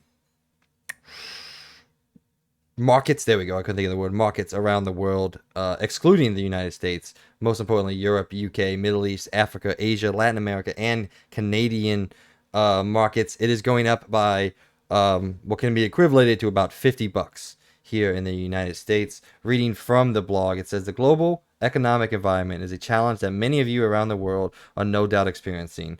We're seeing high global inflation rates as well as adverse currency trends impacting customers and creating pressures on many industries, which is the reason why Sony has given for the price increase. A couple other bits of information. This comes hot off the tail of Facebook and Meta increasing the price of the Quest by $100 for both editions later last wait, earlier this year. It was last month. I don't know how to say that, but Yeah, it was like a month or so ago. yeah, Yeah. I don't know how to phrase what I was trying to say there, but yeah, it was last month. They increased everything by $100. So I just want to start this off with saying, uh, this sucks for those of you out there. If you are listening to us in the UK or wherever you may be, if you listen to us, I want to put my foot down and say that um, it just sucks. It's a shitty time to live right now, and especially it's a shitty time to have to pay for things. Um, I obviously will take a different stance than a lot of people on there who are saying Sony is greedy, Sony is terrible at this. It's I don't think for one bit Sony wanted to do this. This isn't something that Sony wanted to Mm, do because this is a I'm gonna disagree with you on that statement because they could. They could they not have to raise the price. See, the thing is, they could. this has happened before where we've had recessions and things have went up. But guess you know what happened when those happened? They didn't raise the price when that happened. And clearly they don't have to raise the prices. You know, for the past year, PS5s, they've been making profit off their consoles. The only reason they're boosting the price is so that they continue to make profit off these consoles. But could they find ways to not have to raise the price and do that? Yes, but they didn't do that. And clearly, and I know some people are comparing it to the Nintendo Switch, and I know Nintendo Switch has just already been making profit for years because their stuff is dated and all that. But they're still technically losing profit too out of this, and they're keeping it the same amount, just like Xbox is keeping. I know people are like, well, Xbox is a multi-billion-dollar company, but like it's you still could have kept it the same price, especially if you can keep it that price for America, but you can't keep it for anywhere else. Even if you count, the boost to, what is it? Basically everything becoming more expensive right now. This has happened before in different generations, and no console had to boost the prices. And especially after 2 years of this system coming out, with things becoming cheaper, because there are a lot now more parts becoming more cheaper and everything, they could have not had to raise this price. There is no reason, there's no excuse for that. And I especially think even the meta thing, which we haven't talked about, that's even more dumb that they raised that to $100 more when literally that is like they make profit off those things and they made a ton of it, during the Christmas times and all that. They have no excuse either because they have a ton of money and they could have gone through it with the sales and everything. The $100, I really don't think PlayStation should have done this, and I think it's dumb that they're doing it. And there's no excuse for it because literally they could have done it. They are a multi-billion-dollar company. They can handle figuring out something with these boost prices. It's happened before. Uh, it's they never did this before. They're only doing it now, and it's dumb. And I really feel sorry for the people that already can't get their hands on a PlayStation 5 to now have to spend $50 more because PlayStation can't seem to handle what's going on. When they're $1 million company, they make a ton of money off of everything. They could have not raised the prices, but they did. I mean, no, I you're right. When a company is faced with an inflated market, you have two choices. You can either eat that loss of income, or you can pass it off to the consumer. One is a nice way to do it, one is a not nice way to do it.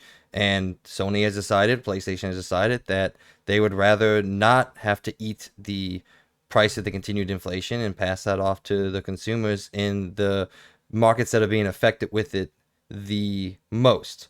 And whether that's the right decision or the wrong decision, I don't love the decision, but it's currently the landscape that we find ourselves in. I mean, I bought eggs the other day and it cost me $4.50, and America is experiencing the recession the least out of any of the other markets by far. Like it's not yeah, even close. Like what we feel here and what we complain about here in the States is paltry to what some of these other countries and markets are experiencing.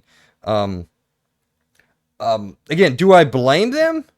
I don't personally blame them because it's a decision that you know they have to make. Would I rather prefer them to not raise the price? Absolutely. Like I think that's the right thing to do.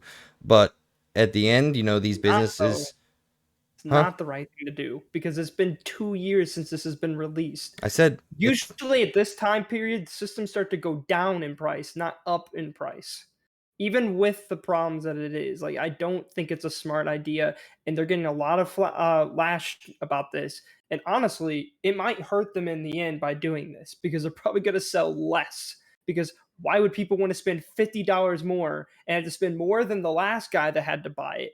Going up in price is just a dumb thing to do right now, especially when they are at the up.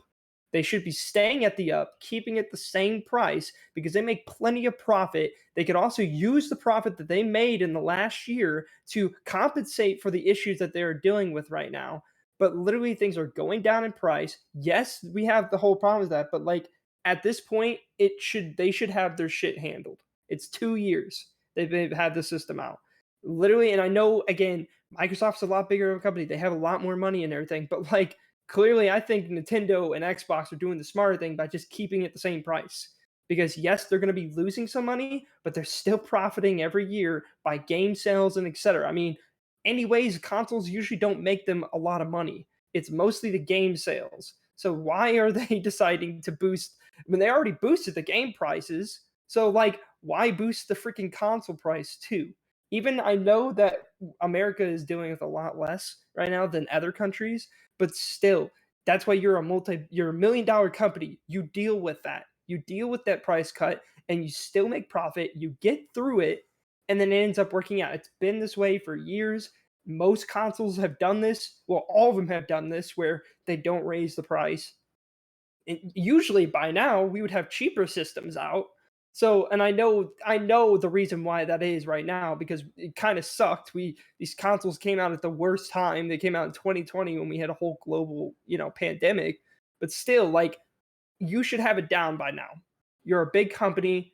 You could deal with the loss, but you're still going to be making a lot of profit. But raising the price, I think, is mostly going to hurt them in the end. Not saying that no one's going to buy these consoles still for $550. There's always going to be people that buy it, just like anything, just like how we always preach about Madden sucking and Call of Duty, this Call of Duty sucks. People will always buy this crap no matter what because people are people. But still, I think in the end, there are going to be enough people that will not want to purchase this and it will hurt them in the end. And I'm not trying to do a whole console war, but Xbox and Switch right now are just doing the smarter thing by just taking the loss and going with it. I mean, Switch is a small, or Nintendo is a lot smaller of a company than Sony is. And yet they're still going to, and I know they're not taking a huge loss, but they're still taking a loss. They're down on profit because of this. So, and they're finding solutions too to make it work out. Sony could have found a solution to make this work out, but they didn't. So again, it's dumb. I mean, I'm happy I have a PlayStation 5 right now, but I understand the anger of people when it comes to this. Maybe they could have found a solution to raise the price, but not raise the price of the system. Like right now with America, pretty much the only way mostly people can get a PlayStation 5 right now is by getting it with a bundle, and that's their way of raising the price because you know what comes with it. They bring out it includes the Horizon game, which again doesn't cost them money because it's going to be a digital copy. They own that company. So that's their way of raising the price, but they're still getting a bonus by paying the extra price. Like I think it's $550 in America right now if you get um, that game combined with it. So why don't they just do that? If they really need to raise the prices, include something to make it worth their time, bundles. So I don't know. That's my take on it. They could have found ways to do it. They're $1 million company. They don't need to raise the price on it. And honestly, especially with how hard it already is to get, I just don't think it's a smart idea that they did this. Especially when everyone else isn't, other than Meta. Meta's not a good excuse. Meta's dumb already. So PlayStation should be in the same boat as Xbox and Nintendo. Just take the loss, but in the end, it's going to be worth it. So I don't think raising the price was worth it. I don't know, man. Like, there's a lot of financial analysts that are projecting that this doesn't actually affect Sony at all. Like, people are still gonna buy the console, whether it's Why? 550 or 16,000 yen or whatever the fucking correlation is. Um, I don't know. I Hey, I if I people want to pay $50 more, then do it, I guess. But I mean, I would be pissed if I had to go buy a PlayStation 5 for $50 more than it came out 2 years ago. yeah, I get But it. Yeah, Yeah. Like I get eggs and food and all that. That shit goes up every year. It's just how it is, man. That's just that food in the market and all that. That's how that works. But they're different than like a game console. Consoles have always not made their companies that much money. It's always been games and digital sales and everything. And Sony's one of the biggest markets for digital sales other than Steam.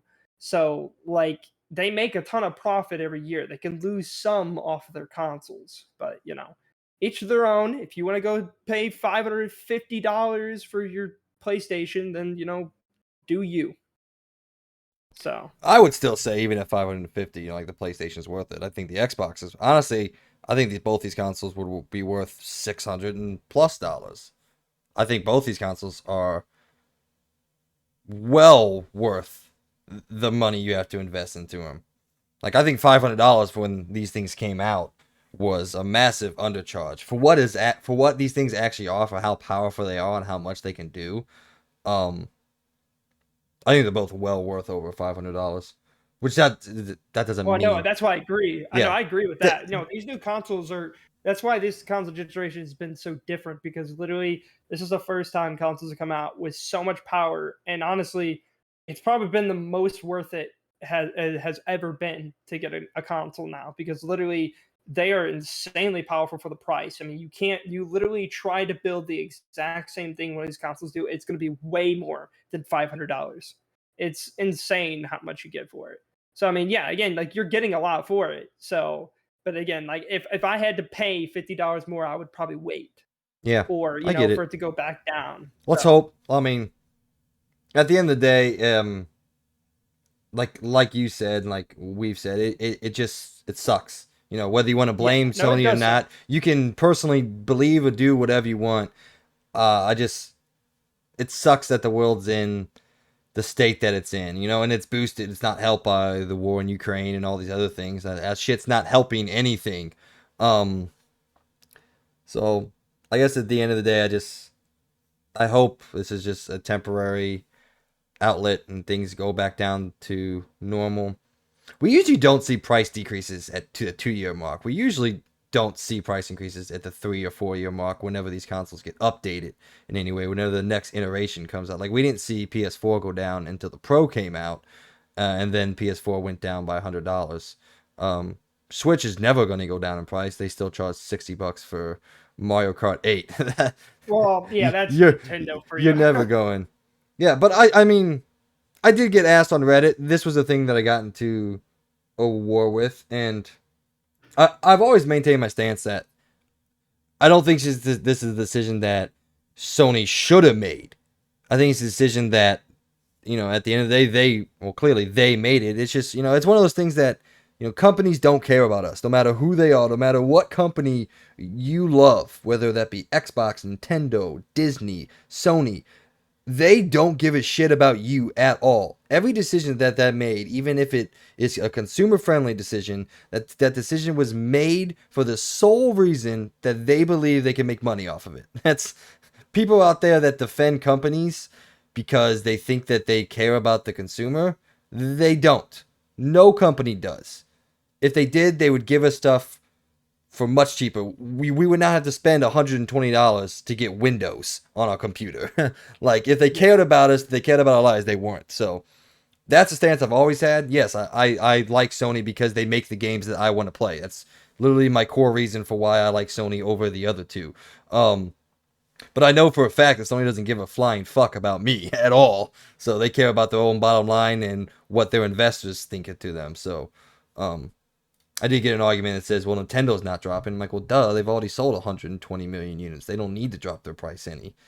yeah. I What? mean, Oh, the they don't Switch need to raise OLED their money. still sells out. Yeah, So the I mean, Switch is at the end of its life cycle, so that makes zero fucking sense. And like you said, Microsoft doesn't have to because they are a bigger company and they have a more streamlined production with being in the United States, and it's easier for them to kind of get things out. And the fact that the U.S. dollar is still the strongest currency in the world, they can kind of back off all that, whereas Sony, Nintendo, and these other companies back off other markets that aren't nearly as strong as the U.S. dollar or anything like that. So it's one of those things that at the end of the day, it's it's a shitty world that we live in, and you as the individual out there have to make the decisions, as always, if the money you spend is worth it to yourself. And that's all. I would still say that a PS5 at $550 is worth it. I'd say an Xbox at $600 is worth it. Uh, I actually a Switch at $350. I don't know if that's worth it or not, but that's me being me. Um, I don't know. I don't like my Switch anymore. I need something to play. That's not Mario Kart Strikers. Or that's not Yeah, Mario Kart Strikers or Mario Kart DLC. Oh, by the way, did I ever tell you that I actually bought the DLC pack? yeah, you did. Okay, yeah. I've been playing those tracks. Pretty good. Probably wasn't worth $24.99, but whatever. Who the fuck That's not cares? bad. I mean, it's a pretty good purchase for like, I mean, almost what is it, 48 courses or whatever. I would rather them just make Mario Kart 9. Yeah. Like Well, I would I'll rather have to them wait for just the come next out with Switch. yeah. And however long that is. There's a lot of rumors out there. There's a lot of talk that we will not get an updated Switch until Switch 2 comes out. And then there's also a lot of people saying the Switch 2 is not as close as we think it is because it doesn't need to be. Nintendo is making goobles amount of money on the Nintendo Switch, so there's no financial reason to come out with a new console, especially considering the like we've been talking about the world that we live in right now, Yeah. which sucks because I would love to buy a Switch too. Speaking, Yeah. sorry, go ahead. Oh no, so that's why for my upgraded Switch, I'll just be hopefully at some point getting a Steam Deck. So that'll There be you my go. upgraded Switch, which I'm hopefully will get at some point. Hey, you can play an N64 games on your $600 mobile console. There you go. Hell yeah. Speaking of things I'm going to buy, number 5 on Around the Point, the PSVR 2 is significantly closer than any of us believed. I forgot who leaked this or who said it, but there was, I think it was Bloomberg. It was probably Bloomberg. They leak at anything. They are saying that the PSVR 2 will come out sometime in early 2023. The window was confirmed on PlayStation's official Instagram accounts, as well as numerous PlayStation regional Twitter accounts from France and Brazil. So, here we are. We're getting the next PSVR 2, something that I'm very excited about, and apparently we don't have to wait as long for it as we thought we were going to. Um, we'll get into what we think the price is coming off of our last story here in a second, but want to get your opinion on this and what do you think about this? What do you think this entails? Are you excited that it's coming out significantly earlier? And I know you're not going to get it day one or anything, but what do you think about all this? Oh, that's cool. I mean, that's great. It's I mean, it's a good thing that's coming out early in the year. I was fully expecting it to come out more towards like Christmas time. Maybe not this year, but next year. But still exciting news that it is coming out early next year. Because I mean, it does seem like it needs to start getting out there, coming out. Um, yeah, I mean that's really good news. I'm worried on their manufacturing line how many of these things are going to be released. Are these ever going to land on store shelves like their consoles, or is it going to be a little bit easier to get your hands on it? So I'm that's hoping my it's biggest worry with yeah. it. I'm hoping it's a little bit easier because it is a different style of manufacturing. It doesn't use the same chip as like consoles, and it is something that's significantly different than what's in the PlayStation and what's in the Xbox. So I'm hoping, but then that just hopes and dreams never seem to work out for me very well. So, uh, but did you get a chance to look up any new info that they put out? They have the whole walk down of the console and everything like that, what it looks like. All the information's been out there for a little bit. So, and then also I wanted to get your opinion. Sorry, not your think, um, on what we think this is going to come in at.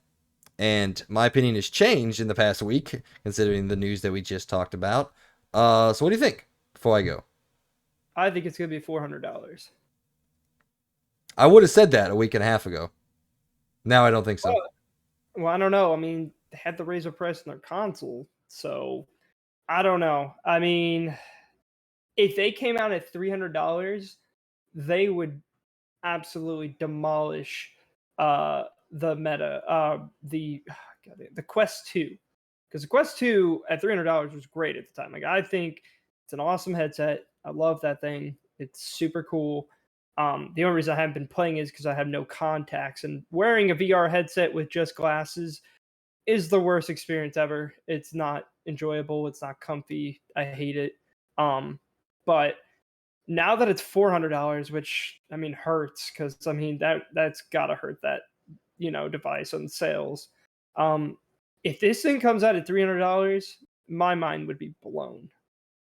I would be like, okay, they're gonna really hit the freaking Quest hard if they do that. But who knows? I would Uh, think either they're gonna match the price, or if they're really ballsy, they're gonna go under. Maybe even by $50. Maybe it'll be 350.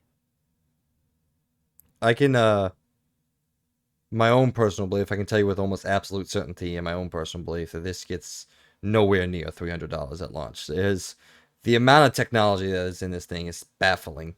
And the amount of technology in this thing rivals $1,000 VR headsets that you need a PC for still to run. Um, if I was a betting man, I'd say lowest they come in at is $499, $500. I think they were probably shooting for the 400 because it's only $100 over the Quest then with a not even really comparable amount of specs. Like the PSVR 2 would wipe the floor with the Quest and be able to justify that $100 increase in price over the two. I think with the Quest's increase to $400, I think that gives Sony the wiggle room if they wanted to come in at $500 and still be able to easily justify that price based off the technology that's inside this thing. But if I was a betting man, I say 500 the lowest. I'm expecting 600 for this thing. No, no. If I had to be a betting man, it's not hitting 600. There's no freaking way. That's more than getting a PS5. Um, that I no.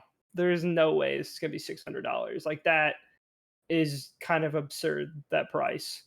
Um, I honestly believe and maybe the $500 sounds a lot more realistic to me, because $600 does not sound like a realistic price for this thing to come out as. Yes, it's really great. It has a lot of the same technology built into the Quest 2. The only thing that's a lot better is that it has a better display. And it seems like it has a lot better of like a chip in there, I'm guessing, to run games a lot better. Clearly, I don't know if it uses the PlayStation's power or if it uses its own power connected to the PlayStation. I do not know that, because again, I've only owned a Quest 2, and that's running off of its own power. Um, but I really don't. I think 600 is a bit absurd. I mean, that's way more than a PlayStation 5, and the PlayStation 5 is a very powerful, great device or great console. So, if anything, either it's going to match the PlayStation 5, and I'm going to say that's at the high. Low end, I would think it will be either 400 or 450. I think 400. It'll be $100 less than the PlayStation 5, but it's still going to be, it's a great device, and it's still very powerful, and I just think $400 seems like a more reasonable price. Heck, if they would blow my mind if it hits even 350, but I don't think it's going to be 350. I think 400. I'm gonna bet it's gonna be 400. I don't know, man. Because 600, dude, that's absurd, man. I mean, Like, you can literally get a PlayStation 5 for $500 yeah, with. it sounds like a lot of money, but there's people that's paid $800 um for the Vive and things like that. And we're Yeah, but talking, that was early market though. Now where we are with yeah, VR. I guess so. I don't know. I just look at like the spec list and I'm running down the spec list and I'm like, this thing seems like it's worth more than $100 over the Quest. Like, you got eye tracking, you got HDR, you got an OLED Well, eye screen. tracking's been in the Quest as well. The Quest 2 does not have eye tracking. Yes, it does. I've I'm used it on there. I'm looking at It the also eye. has hand tracking built in. It does have hand tracking, but I'm looking at the specs list and it says Oculus Quest eye tracking. No. Oh, well, still. Yeah. Most of the features in this thing built in are in the Quest 2. The big difference is obviously clearly is resolution, display, and the field of view. I mean, yeah, But you got a significant bump in resolution, an OLED panel, HDR enabled, haptic feedbacks on the headset and the controllers themselves. Um, the I don't know, man. I just think you know, I you got double the amount of cameras for the inside out tracking on the VR2 as opposed to the two on the Oculus Quest, which just still is inside out tracking. But I don't know, man. Just the amount of technology that is in this thing, comparably to what we see in the market right now. Um, I don't know. If it comes in at 500, I'll be very, very happy. I think it's well worth a $100 price bump over the Oculus Quest 2. And to answer your question, yes, it does run off the PS5. Okay, so the power is all through the PS5 then. It's like so there's no like built-in chip. It's just a display, correct? Well, all the technology is inside the headset, but the thing that processes the game that you're playing, yes, it is the control. It's just like, a PC VR. The PC processes it, and then the headset runs the technology and everything like that. I'm 100% think it's 400 because again, yes, it has all this great technology built in, but it's run through PlayStation 5, and first and foremost, you have to get a PS5, and I think $400 seems like a very reasonable price. Like that's very good. It's it's well within, in my opinion, a good price for all the specs it has. And it won't be if it goes over the PlayStation 5, I just think that's kind of insane. Because again, like you could get a PlayStation 5, it has insane, already specs itself for the price tag, and it gives you a lot for for the bang for your buck.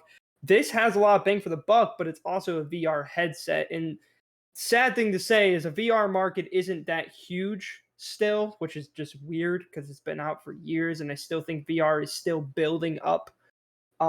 But I think $400 is about right because that's still it's still competing big time with the Quest, but it's also gonna be way more stronger, and it's just I don't know. I just think that's a lot more reasonable in my opinion than $600.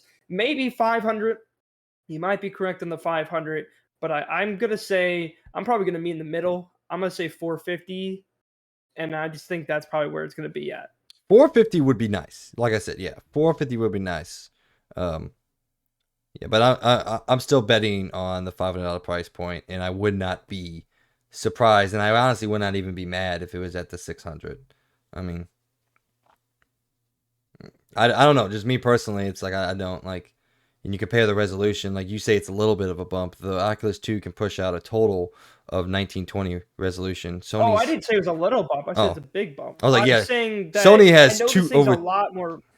What? I was gonna say Sony has over 2,000 per eye for a total of over 4,000. So we're talking Well, about and it has an OLED yeah, display too. and So so we're talking about over twice the resolution, a significantly higher panel display. I mean, look at the Switch. The Switch, just the panel itself, is $50 pretty much.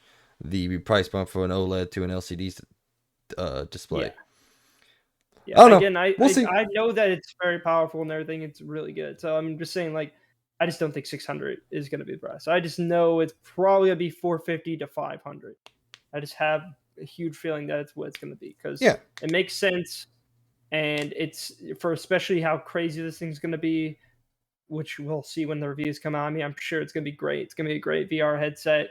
I hope they have a lot of games come out for it.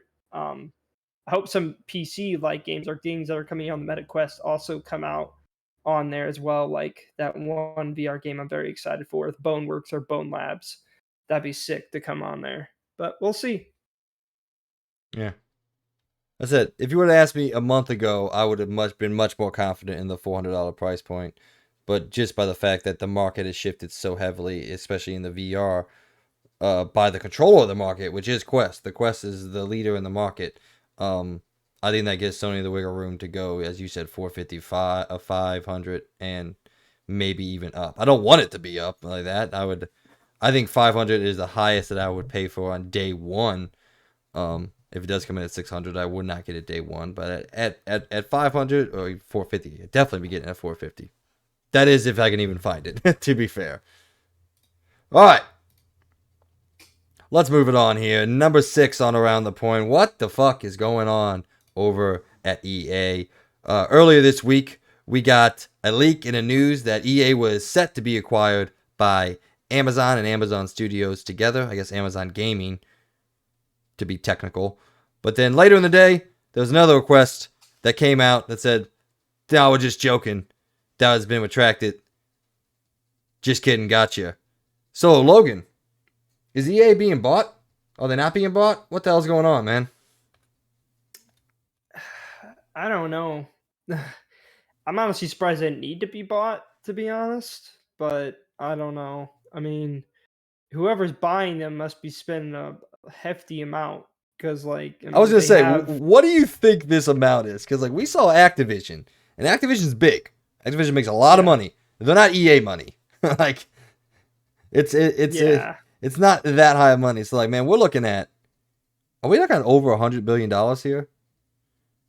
yeah. I mean, it would have to be insane the price point to buy them because, again, sadly enough, they make a lot of money because certain sports games and etc. So, like, yeah, I'd be surprised. I really would even be more surprised if Amazon would be the one that would buy them. I'm But not who surprised knows? because Amazon has been desperately trying to break into the video game industry. I mean, they have their own game now in what's that called? Two Worlds? That doesn't sound right. Oh, it's but it's that MMO game New World, New I Worlds, believe. Yeah. not Two Worlds, sorry. Um but yeah, they've been desperately trying to do that for a long time now. I think like, we're pushing on over a half decade at this point. They've been attempting to really break in and secure themselves a footing in the video game industry. And so buying EA, when I saw that, I was like, yeah, that makes sense from Amazon's perspective that they would want that. And that makes me think like, is EA as in good of a stance as we think they are? Obviously, they make a shit ton of money. All these companies make a shit ton of money, but that doesn't mean like they're in good financial state. Just because they make a lot of money, it's about how much they make versus how much they spend. And that made me question. It's like, okay, is EA as solid as we thought? Because we all thought like Ubisoft would be the next big one because they seem to be in the tailspin and have no clue of how to run a studio, how to run a company over there. So that one would make complete sense for some big conglomerate or entity to come in and buy Ubisoft. But yeah, it made me think EA being the next one, huh? I don't know. I mean, how much money could they be losing? They barely. I mean, this is a joke, but it's kind of the they truth. they spend Most zero of money their developing sports Madden. games, they spend literally $0. They just update the roster and then they charge you $70 for it. So, like, how much money are they I losing mean, on they that? still I spend a mean, heck, they can't shit even. ton They of don't money even. to employ They don't people. even. So That's so funny because, like, again, like, yeah, they can't even like make. I mean, I guess I don't know if the new Madden if they added refs back, but I mean, they couldn't even mocap refs. For uh, EA. I mean, yeah, I don't know why. If anything, I think Ubisoft just needs to be bought. I don't care. I mean, I hope it's someone that's good that buys them. Honestly, it'd be cool if Sony bought them because, to be honest, I think Sony's really good with making single player games, and it'd be great if they bought Ubisoft and actually brought their campaigns back to life. That would be nice.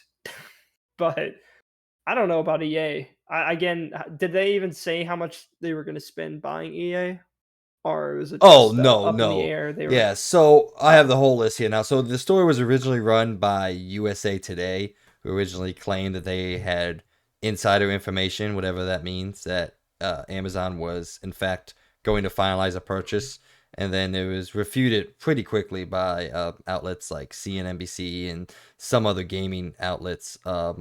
This one in Sweden called Good Luck Have Fun, which I do not know anything about that place, but they pretty quickly refuted all that. That saying either there was no plans or the plans fell through before the story was even initially run. So who knows? Maybe we're just completely talking about a non-starter here. But honestly, after the past couple years, anybody getting bought doesn't really take me by surprise anymore. If Activision can be bought, then I don't really think anything being bought anymore could be like a surprise to me. The biggest surprise here was out of the big two that we've been talking about, I thought Ubisoft would be the one, not EA. I honestly thought EA was doing really good. That we've seen kind of a renaissance of some of the single player entities. I really really love Star Wars Jedi. Logan not as much, but you can't deny that the game was received well and it sold well and all these other things. Um, Star Wars Squadron, which isn't a single player game at all, but people seem to really like that game for what it was and appreciate it. So we've seen a little Battlefront bit, 3. huh? I said Battlefront 3 possibly, Hey, please. if Amazon or Sony or Microsoft or whoever went in and bought it, you might get that game. Dude, my dream could Yeah. come true. They can finally come out with a third one. break the trend. So Yeah. I don't know. I'm just to the point where I guess I'm just numb to all these acquisitions. I've always stated that I'm fine with developers being purchased. I'm pretty against entire publishers being developed because it just seems too big and too wrong for me. This entire companies being purchased out. Developers, a little bit of difference. We're talking about, 100, 200, 300 employees being brought in. And those are the big ones. So some of these studios are 50, 60, 70 people. When we're talking about entire companies like Activision, EA, we're talking about thousands and thousands of employees with multiple IPs being, uh,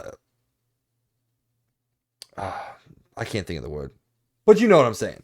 I'm just saying. Yeah.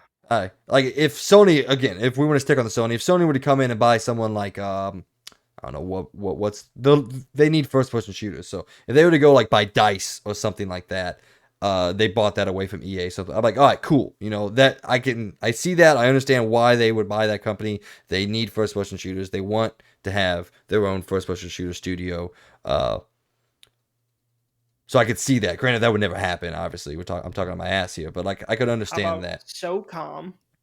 Bring SOCOM back, Sony. Please. Sony's got a Please. Sony's got enough studios that they could make SOCOM somewhere. They need to make SOCOM, man. Like, I bring it wish. back.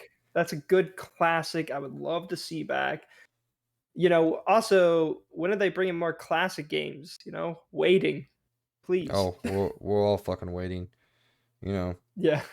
It's like them and Nintendo. I'm like, now do you have Nintendo credit? They do bring out more classic games, but it just never seems to be enough, I guess. And maybe that's us Yeah. just being spoiled. Like, there's 800 games on that service that we can play, and we're all complaining. But I don't know. That's the world today. We just complain a lot anymore, don't we? Yes. All right. I like how just no disagrees. Like, yeah, we do. Fuck it. Whatever. Yeah. We're complacent in today's time. Whatever. It's cool. All right. Number. What are we up to now? Number 7 on Yeah. Around the Point. This is the point where we move into the new games that have been announced and some of the new information coming out of some of the games we already own or play or whatever. Man, I have hard time sometimes speaking.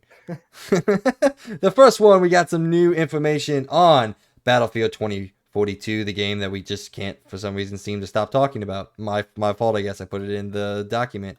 But DICE, speaking of DICE, came out with a new developer update and new details on Season 2 and beyond, some of the different things that are coming on. I wanted to know if you got a chance to look at some of this, because Season 2 starts tomorrow from the time of recording this. It is August 29th, so the Season 2 begins on August 30th. I want to get a chance, you, Mr. Battlefield, if you got a chance to look at some of the updates, some of the things they were adding, and if you think any of it is good or not. I just want to say I called it. I literally said that one thing they need to fix is the class system. I don't know if you looked into it, but they're doing pretty much exactly what I said. They are so it sucks that it's not coming this season, but season 3, which is going to be I think the big one. This is the one that needs to happen. Is it going to completely bring everybody back? Is it going to make the game great and perfect? No. But it is the big update that I think this game has needed since day one, and they are actually going to be bringing back classes, but in a different fashion. It's still going to be classes though, and everyone's going to have specific gear, which I think is awesome. This is literally the one thing I asked for. They are basically going to be splitting up all these different operators into different classes, and each class has specific gear that you can get, and it's pretty much doing exactly what I said. They're bringing, every class now is going to have specific gear that they can use that not every other class can use. So not everyone's going to be able to run rocket launchers and stuff. Like now, everybody's going to have a specific role, which is literally what Battlefield's always been about. So that's awesome news. Sad to see that it's not coming till literally season 3. So we gotta wait even longer for that, which kind of sucks. Um, I will say from what I've seen in season 2, the map looks pretty cool. It's not as cool as the first season's map, in my opinion. It looks a lot like a certain nether map that already came with the game. Like it looks almost the exact same. Like that one map that's all like there's that ship in the middle and there's like dirt and all that around and a bunch of like containers and everything. I can't remember the name Oh, of I it, have no but it clue what it's called, looks but I know what you're talking exactly about. the Yeah. same.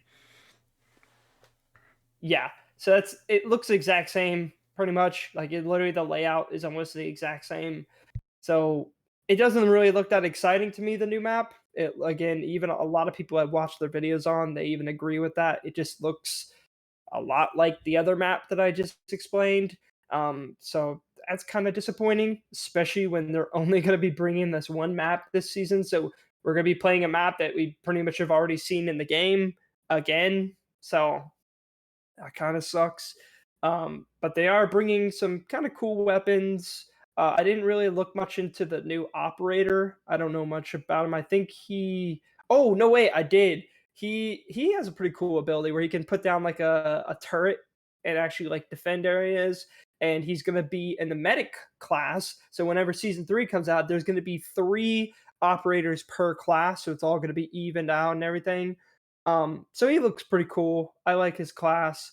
Um, and I think I'm kind of happy that they are officially going to be bringing all the portal weapons slowly into the actual game, which is cool because there's a lot of good weapons in the portal that, I mean, heck, I don't know why it wasn't already added. It's just worth it. And they're actually going to be updating Portal, which I was kind of scared they were going to stop. They were just going to give up on Portal altogether and just not work on it again. So they're actually bringing big updates to where now when you customize your Portal match and all that, they're giving a lot more customization to it to add even more custom style of games and all that. So I'll be excited to see that new stuff and everything. Altogether, I think it's a pretty good update. It's not, again, for how long we've been waiting, I don't think it's a great update, especially since the map really just looks the same as a certain other map. I don't know why I can't remember the name of it, but still, it just isn't that exciting.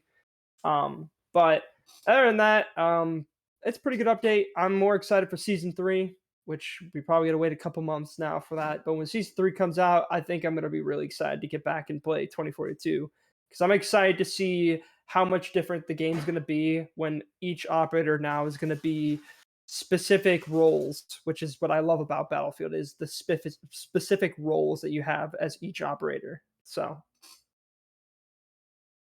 that's pretty much it. The next, the next game that we're going to talk about, Kenna Bridge of Spirits, is getting a free anniversary update on September 27th, and the developers have detailed what we're getting in the game, including New Game Plus. It says once players have completed the game, they will have the opportunity to convert their save file into a New Game Plus game. No shit, that's how New Game Plus works. Thank you for letting us know. It says they will restart Kenna's journey with all their previously. You know what? It's New Game Plus. You all know what that means. You know, you get everything that you had at the end of the game. Other additions include Charm Stones, which will be unique collectibles providing different adjustments to Kenna's stats and abilities that you will unlock through different activities and challenges you can play in the new game. Speaking of new challenges, these include the Spirit Guide Trials, which is a group of just like how do I want to phrase, like more like horde, like Gears of War horde activities where you fight waves of enemies to beat the trial. Doing so unlocks new outfits, which is new to the game, and different things throughout the game, including the charm stones and all that. So for those of you out there that liked Kenna Bridge of Spirits, I am one of them. I enjoy the game. I didn't think the game was incredible or anything like that, but I Really enjoyed the world design, the atmosphere, the combat. The difficulty of this game is actually surprising to me. It's a pretty difficult game. Which I actually have a funny story to tell you in a second about the difficulty of the game, Logan. But for those of you out there that really enjoyed the game, you can hop back in, unlock some new stuff, give the game a second go if you want to. So, do you have anything on Kenna Bridge of Spirits anniversary update there, Logan? If I ever get a chance to play it, that's cool. I always love free updates like this, so it'd be cool to get into it and see what's new and everything. But yeah, someday I'll probably get to try the game when it's like on deep sale. I'll probably get it and play it. All right, funny story time. You remember the when you came down, you were watching me play it, and I was playing that boss battle that was like the most infuriating thing of all time. Yeah, And you asked me a question. You're like, "Hey, is there a way that you can heal?" And I was like, "No, you can't heal during boss fights." you can, can't you? Oh yeah, no, you totally can. So there's like different places, and all you gotta do is use up one of your like power abilities, and it fully heals you. So I learned that months after That's I funny. had stopped playing the game. But so yeah, that's the struggle that I was dealing with. Totally not a struggle. I just didn't understand the game fully. But hey, guess what? I beat that boss without healing at all. So I guess That's impressive. I'm the best You gamer made the ever. game a lot harder for yourself, but you did it. All right, the next game. This is something that I wanted to see if you got news. This came out of Gamescom in a way. Brewmaster Beer Brewing Simulator got an announcement trailer and a release date for September 29th, 2022. Did you get a chance to look at this? Did you look at it in the document I'm at all? pretty Probably excited not. for it. Oh yeah, are I you? hope it's coming to Game Pass, dude, because I want to play this. It also, This dude, it looks looked pretty cool. cool. Yeah, it looked really fucking confusing. Like during that trailer, they were showing up all the different like stats for the beer and everything and all the different things. I was like, man, this seems like way more than I want to try to learn for a simulator game. But I know DJ was pretty excited about this. I talked to him about it off air. He thought this was pretty cool, and I did think the vibe and all that was really cool. It's another simulator game. I know people love these games. They are big on Twitch and YouTube streaming and all that. People like to sit down and watch people play these games, which I guess is the whole concept of streaming. Don't know why I mansplained that, but so yeah, I thought it was cool. It was interesting. Just want to get your opinion on it, see if you knew about it, or see if you got a chance to look at it at all, and that's it. Yeah, no, I mean it looks fun. I don't know if it's a game that's coming to Game Pass. If it is, I will definitely probably be trying out. If not, it'll probably be a game I'll get down the line when it's like super cheap. Like I've always wanted to play. I know that that cooking simulator game came to Game Pass recently. I've been tempted to try that out. But Dude, yeah, no, this looks fun. Looks you, cool. you want to talk about two fire simulators I've played? Lawn mowing simulator and power wash simulator. I've played both of them. I love those games. They're great. I haven't played the Power Wash one, but I know that was on Game Pass. Been tempted, but I'm like, I don't know.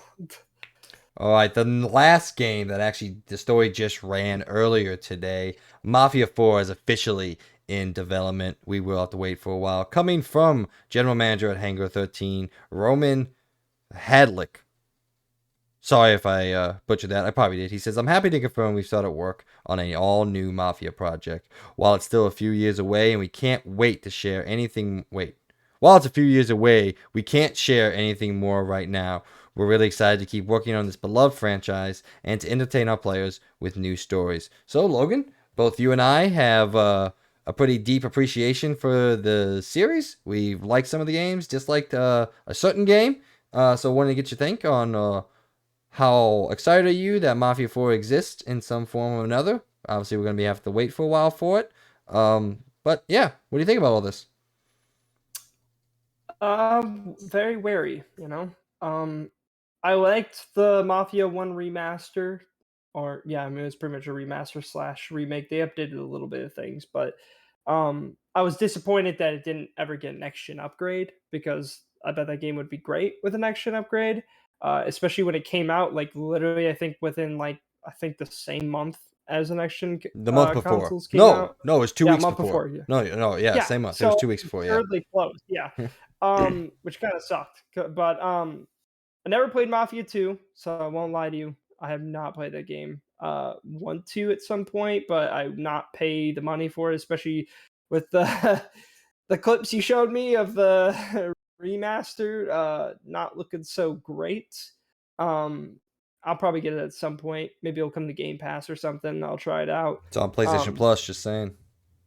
yeah, well, I'm already paying for Game Pass. I can't Yeah, pay for yeah, both. yeah. I know. But Mafia 3 I wanted to like because I think it was like again, I thought the main story plot seemed kind of cool, but the side stuff seemed very kind of grindy. I Oh, appreciate them actually trying to do stuff with the world though, compared to the other games.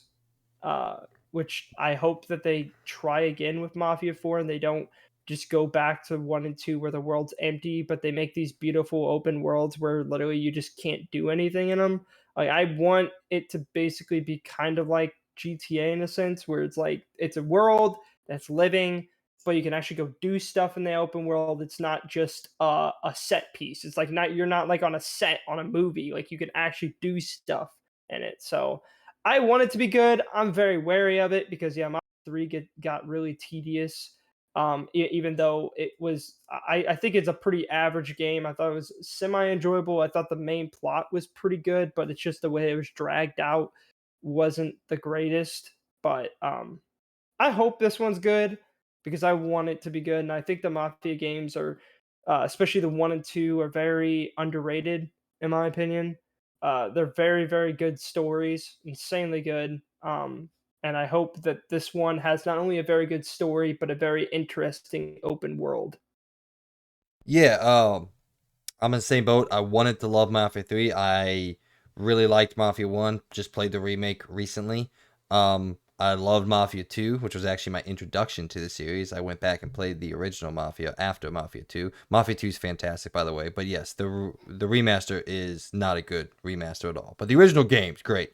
But Mafia 3, I think the story, the writing, the animation, the visuals, the character work, all that is sublime. I think the writing in Mafia 3 is top notch and can easily punch with some of the best written games of all time. But everything about the game that makes it a game was really bad, in my opinion. You said some of the tedious stuff. It was all tedious, in my opinion. Everything that had to do with the open world, everything that you did in the open world, sucked.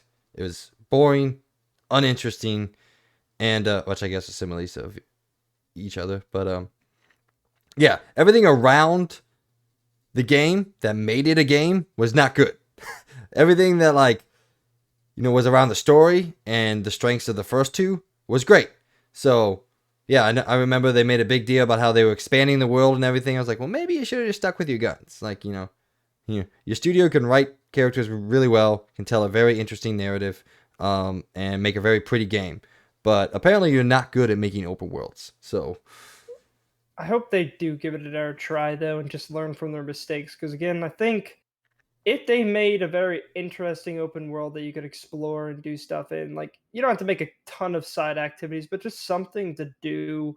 Because like I always, that's the thing. Like when playing Mafia 1, I was playing through that game, and I'm like just looking through the open world. I'm like, man, they did a really good job of designing everything. There's just nothing to it though. Like there's nothing to do in that open world. It's just there. It's a set piece. And it sucks because like it just makes me wish that there was more to it. So I hope again they learn from the mistakes of Mafia 3 because Mafia 3 could have been great. I think again the story is a lot better than what they did with the open world. Like I think the story was pretty dang good. It's just the open world stuff was very tedious and just like they didn't have enough variation to it. It was just go here, kill guys, uh, give your people that area and but again, I hope this next one they learn from that mistake and they build upon it. I'm not expecting GTA quality because they've been doing it for years. They understand open worlds. They're kind of new to it. Just make a semi, interesting open world with a lot more things to do in the open world. Just, make it more interesting, I guess. all right, ladies and gentlemen, that is the end of the gaming news for this week. We're going to go now to movie talk, a topic within a topic here on Around the Point. And this can pretty much just I guess we can kind of change the name here to just Netflix updates, because outside of the first one, it's all Netflix updates, other than one that I added at the very end before we went on. So the first news that is not related to Netflix is a rumor, and while we don't usually talk too much about rumors here, I like to keep things confirmed and all that. This is something that caught my eye. The next rumored PlayStation Studios production, uh, yeah, well, I guess it's just called PlayStation Productions. Anyway, the next rumored thing that they're working on is a Gravity Rush movie, and this is something that is not near and dear to my heart or anything. I like Gravity Rush. I played it when it originally came out on the Vita. I played the remaster on PS4. I played a little bit of it again on PlayStation 5 recently. I played the second game too, so I really like Gravity Rush. This is from a different era of PlayStation when they were attempting to make their own superhero games, with like Infamous, and this game was right along the same kind of ideology. And now they have Marvel, so they don't need this stuff anymore. But wanted to get your opinion on if you had any knowledge of Gravity Rush as a series or anything like that. It's actually a pretty interesting game. Definitely a different time. Definitely a Japanese game. So yeah, I wanted to get your opinion if you have seen anything about this, looked into it. And this is coming fresh off the heels of the also Days Gone rumor. Maybe it's confirmed. I don't remember. But there's the Days Gone movie too, which Gravity Rush makes more sense than Days Gone to me. But wanted to get your opinion on this anyway.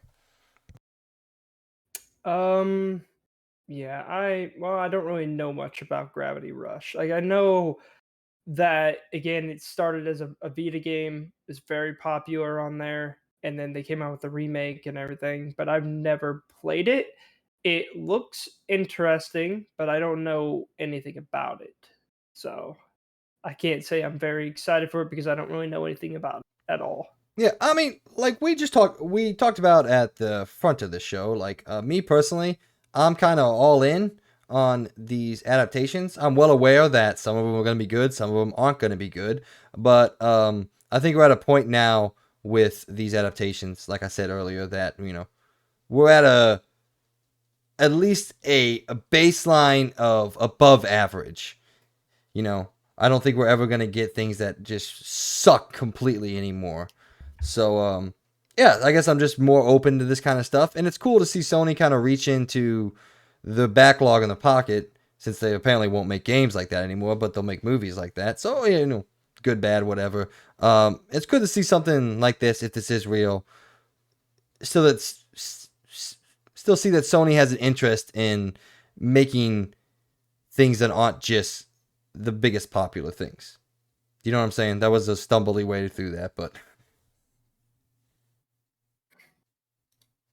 Yeah, no, no, this is going to be an interesting one. Is it going to be a live action or is it going to be animated? I'd be okay with either. Live action seems a little It'd be, different. it'd- Live action seems yeah, I feel like the difficult. live action would be difficult. Yeah, because the whole concept behind the game is your character, Kate, who's actually a really good character when you play throughout the game. She actually has a pretty detailed background that you learn throughout the game. It's one of those lost memory games where you learn everything with the character. But her whole thing is that she can manipulate and control gravity. She can turn it off, turn it back on, essentially fly whenever she wants. And yeah, that's a really cool gameplay mechanic, and I really enjoyed exploring the world while using those powers. It made it fun, but it seems slightly difficult to do it in live action. So I would honestly hope this is anime or animated, whatever you want to say. But yeah, we'll see. Who the hell knows, right? Breaking news, real quick. What's up? Expansion 2 for Back for Blood is coming out tomorrow. Didn't know this. It just popped up on my phone. Wait, but oh, So August 30th, I Back for fucking Blood. I lost my shit when you said Back for Blood. I heard blood, and we were talking about Sony, so I went Bloodborne. I was like, wait, no fucking way, that's huge. Then I was like, wait, Dude, well, hold that up. would be That- beyond huge if they did that, dude. That'd be sick. Sony just shadow But drops. Hey, back Bloodborne update. What? dude, that would be mind blowing if they did that. But no, it's still pretty big news. I'm pretty excited. It's actually a story expansion, so that's pretty exciting. I didn't know it was coming out tomorrow. It was very much just like it popped up on my phone. I was looking at my phone real quick, and then it said, "Oh, hey, it's coming out tomorrow." I'm like, "Oh, sweet, I didn't, cool." I need to hop back in. Oh, I guess we need to hop Dude, we back in gotta too. play it. It's way better now. I need to Way, re-download way better now. Game Pass. Which, by the way, a friend at work told me, well, not a friend, but a person at work, told me that I'm dumb and I don't have to get Game Pass Ultimate. I thought I had to buy Game Pass Ultimate to unlock it on PC. No, you can just get PC, Xbox Game Pass PC, and it's $5 cheaper. Xbox PC game. I'm never gonna Oh, let that joke die. It's not even a good joke. I'm just never gonna let it die until they change the name. what's even more dumb that literally that Death Stranding's coming to it, but people like it's really dumb because a lot of people I've seen online just were tricked. They thought it was coming to Xbox. No, it's I was coming tricked. What are you to talking about? Xbox. I know it's coming to Xbox PC Game Pass, not Xbox Game Pass, because for some reason they have to keep Xbox in there instead of just saying PC Game Pass and Xbox Game Pass. It would have made things a lot more simple. But I mean, honestly, am I surprised? No. Microsoft is really bad at naming just about everything. So, not surprised that they would Xbox make such a dumb title. Xbox 360, Xbox One, Xbox Series. You're right about that. I don't Yeah. understand why they just didn't put a number on it. Like, Yeah, it's confusing. people care about the name, but they don't care that much unless you make it like a thing. And I feel like Xbox has made it a thing that, like, oh, the new console's coming out. It's not going to be 4. It's not going to be 5. What are they going to call it this time? Is it going to be Universe? Who the hell knows? Xbox Universe. I'm kind of on board with that, honestly. That seems more like, the Game Xbox Pass. Universe. Like, that seems more like a Game Pass rebranding than a console name, but Yeah. all right, moving in to the Netflix news. Horizon TV series coming to Netflix at some point in time in the future has found its director, and that director being Steve Blackman of Umbrella Academy fame. Like we said at the top of this, wait, maybe we didn't say that. Okay, I'll talk about that anyway. Anyway, Mr. Blackman says Horizon Zero Dawn is an exceptionally well-crafted game with wonderful characters not often seen in the rank and file of the gaming world. Guerrilla Games has created an incredibly lush and vivid world of man and machine who find themselves on a collision course to oblivion. I don't know if that's what he said or that's just a write-up of the game. Yeah, he said that. I don't know why he told us what Horizon Zero Dawn is. We know what it is. We're the one that played the... Anyway, it seems like a marketing thing. Well, anyway, so hopefully this guy's good. I don't know. Never seen Umbrella Academy. We'll probably never watch it because it just, I don't know, something about it just doesn't strike me fancy. So It's good. I honestly believe this guy, if anyone they're going to pick, he's a good one to pick. Cuz I mean, Umbrella Academy is one of Netflix's, in my opinion, one of Netflix's high quality shows that they make. Um, it's honestly kind of underrated in some ways because, like, you have obviously The Witcher and Stranger Things and all that. Those are the top dogs. But Umbrella Academy is great, and I really believe that this director could make a Horizon show. So I have a lot of faith in this show because I think this director's good. They could not. If they said the Resident Evil director, which we'll be talking about soon, well, we know that wouldn't probably last past, so. a little bit more But information. He goes on to say the salvation comes in the form of a young female warrior named Aloy who has no idea she is in fact the key to saving the world. So suffice to say, yes, Aloy will be a main character in our story. My writing partner on this, Michelle Lovaretta, and I are thrilled to be able to expand this remarkable IP into a series for all types of viewers. So that was my big, like, kind of sad face. Honestly, I don't know why, but I didn't want Aloy to be the main star of this. We have Aloy. We know Aloy. Um, and the world and universe of Horizon Zero Dawn is so big and so large with so much detail and backstory. I don't know. I just kind of wanted something different. It's a lot different than my The Last of Us. Like, you know. yeah, I, wait, what do you mean? Last of Us is literally just doing The Last of Us again. It's yeah, just but the like same I think you story. kind of like I don't know you. Yeah, it kind of like has to be. There's not. There is other things you can I do mean, in the who world, else but in like and I mean, who else could they really make the Horizon thing about? Her story is by far the most interesting story out of any single person in that game. I mean, her story is, well, I mean, if you haven't played it, but spoiler alert, like she's like, a remake of a scientist from the past, like, I mean, just like she's honestly the only character I could think of that they would make a show about.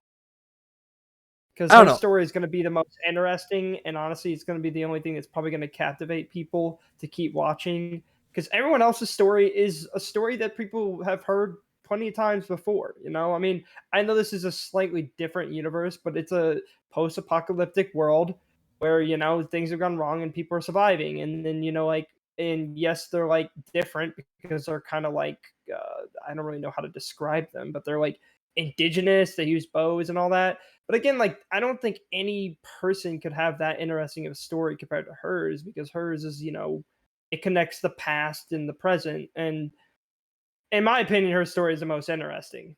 And See, obviously, or ooh, okay, hold on, could because have made the I show of the think past. I think yeah, That would okay. have been Well, this is sick. what I was trying to get to, but I didn't want to interrupt you, but I was trying to get this in. Is ever since we talked about the idea of what a prequel in the Horizon universe could be, I can't get my mind away that that's all I want to see next. That's all I want to I want to see see. a first-person game of that where you play one of the soldiers. Oh, dude, and then We've they talked about connect that it to before. like one of the I know, and they connect one of the audio files from the main game to that character that you play as. That would be sick. Oh, I would Because be totally I'm down for kind that. of a different vein than you. Is in the first game, in Zero Dawn, not Forbidden West. In Zero Dawn, I personally think the most interesting story is what happened in the past. I Well, think no, I Aloy, agree with that. yeah, No, I I think agree with Aloy that. is a great story, but like what happened with Project Zero Dawn and Operation Enduring Victory, that shit is riveting to me. I loved that stuff. And ever since we talked about the idea of having a first person shooter in that in the vein of like a Halo Reach in the kind of same story context, um, I just can't get my mind off of that, and that's just what I want to see next from this universe. I just want to see a game in some form or another, or a TV show set during that time frame, and I can't get my mind off that. So hearing that this game is going to be starring Aloy and existing theoretically in the universe that I already know and love, I don't know. I don't know why I was let down by that, but I guess it's just because I can't get my head off of the fact that I want to see the prequel set during the fall of humanity because that shit's interesting to me. Well, here's the thing: if this does end up doing very well, it always has the chance where there Spinoff, will be a spin-off prequel that will spinoff. be something like that. Yeah. Because I mean you got like The Witcher, for example. Awesome show on Netflix. They're slowly making prequel stuff for it now and all that. So like then I think if this does very well, which I hope it does very well, and I think the director's really good, um, there could always be a chance that there will be a prequel. And I think that would be amazing. I think a lot of people would watch that. I mean, I would be super interested in that. So I hope it does do very well for that fact, because that'd be super cool. Speaking of Mr. Steve Blackman, the director of the Umbrella Academy, Netflix has announced that we will get a fourth and final season of Umbrella Academy. It says, Brellies, grab your briefcases and get ready to embark on one last adventure, which I guess means something to people. Means nothing to me, but so yeah, Logan, I know you love this series. You're gonna get one last ride. I'm sure you're excited about that. What do you think? Um, I'm very excited. I'm happy that it's coming to an end because I will admit they're kind of running out of things now, and I feel like this last season has a lot of questions to be answered, and I think they could answer it within this season. I just hope it has a really good ending to it because, yeah, I mean, I'm really excited. I still think season three was good. Was it as good as the first two seasons? No, but I still enjoyed it. There was a lot of enjoyment and a lot of things they answered within this season. But as always, like with every end of those seasons, it always ends with a lot of mystery, especially with what will happen in the next season. So I'm very excited for it. And I feel like they're going to end it pretty well as long as they do everything correctly and they answer everything. I hope because there's still some things that need to be answered, but yeah. All right, well, I would like to move on to the next story, but my internet is currently in the 1990s, so I'm waiting for the article to pull. There we go. So, the next bit of news in movie talk is Netflix has announced it has found its director for the Bioshock movie of Hunger Games fame. Mr. Francis Lawrence will helm the video game adaptation, while the movie will be written by Michael Green, the writer of Logan and Blade Runner 2049. It says the Bioshock, a live action feature film adaptation of the renowned video game franchise. Well, never mind. That statement just reiterates what I just said. So those are some big names, a lot of things that you and I like and know. So what do you think? What do you think? What's your hype level on the Bioshock movie based off, who's now involved? I'm actually significantly excited about this, especially from the writer and director of things that I really enjoy. Um, so yeah, what do you think, man? No, I'm really excited for this actually. Um, Even though I haven't officially beat the first Bioshock game, which man, I really do need to beat it.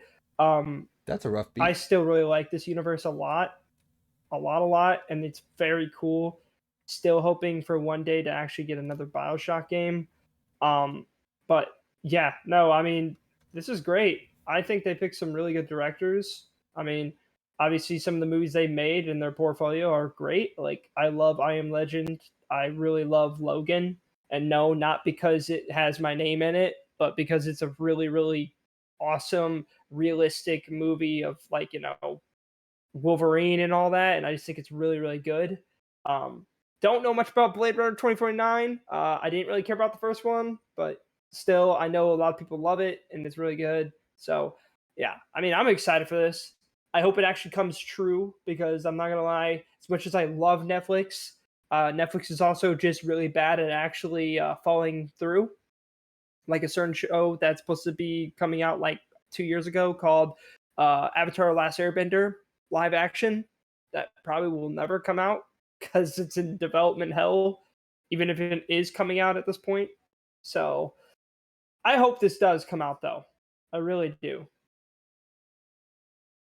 Speaking of things that Netflix doesn't follow up on, they have announced that the Resident Evil series will not be renewed for a second season. It says while it debuted in the top 10 rankings, the series quickly fell off the radar following lukewarm reception from viewers and critics alike. The Netflix Resident Evil series told an original story set in the Resident Evil universe. In an alternate timeline, the Umbrella Corporation founded New Raccoon City, and Albert Wesker and his two daughters, Jade and Billy, moved in together. The series follows some different timelines, and I don't think anybody gives a shit. So, other than Logan, maybe. So yeah, this is a series that I know you really enjoyed. I never watched, and I probably never will be because I don't think it is a good representation of the Resident Evil franchise. But wanted to see if you were disappointed about this, or just you don't really care. I'm mildly disappointed, but I don't know why I like this show so much, but I don't know. I more found it just enjoyable, and I understand there was a lot of problems with it. I mean, there was a lot of stupid teen drama in it, which was probably the most frustrating thing in my opinion. Um, but I kind of like that it was still within the same universe. So like everything about the Resident Evil universe has happened. All the stuff from the games and all that's happened. So this is not like a prequel, renew. Like this is after the fact. This is after the aftermath of all that. Um, I'm a little sad again with Netflix not really giving much of a try with these things, but I understand that it didn't get good things. But I mean, I'm still hurt by the one, Cowboy Bebop. Still wish that show had a second season. I wish it got another try, but I'm more hurt about that one than I am about this one. It still just sucks because I do kind of wish they gave it one more season. Because there's a lot of shows on Netflix that are really, really bad, and they gave it a second season. But I I don't mean, know. Netflix just seems really hot on the gun with these things. Like, oh, it's been a month, didn't meet our standards, bam, done. It's not Stranger Things, bam, it's done, it's gone. yeah, Like I that's think how they it's. are. I think honestly, it's just a product of the time that we live in now in the streaming world. Things need to take off. Like if you look back, Breaking Bad season one, not a good season one at all. And that's not even my own opinion, based off someone who doesn't really is not really a fan of Breaking Bad. Everybody always tells me, "Oh, you just got to get through season one. It's not that great. It gets so much better throughout uh, the next couple seasons." And so on. And we just don't get that chance anymore. Like, series come out on these streaming services and they demand to capture an audience right off the bat and to bring in the money and rake in the cash for these companies that spend a lot of money to make these things, and that's just the sad world that we live in when it comes to the streaming TV series. Is like if they can't find an audience, or if they're not received well and they don't make as much money as these companies want, they just give up on them immediately. And like you said, they don't get a chance to spread their wings and fly like a butterfly, or however the hell you want to phrase that. So, and I don't think that's gonna change anytime soon, because that's just said the environment that we find ourselves in now. Yeah, it sucks because I mean, like, again, I'm not as hurt about this one. I do feel a little upset that I like even watched it and finished it because now I just feel like I completely wasted my time because it was never going to get another season.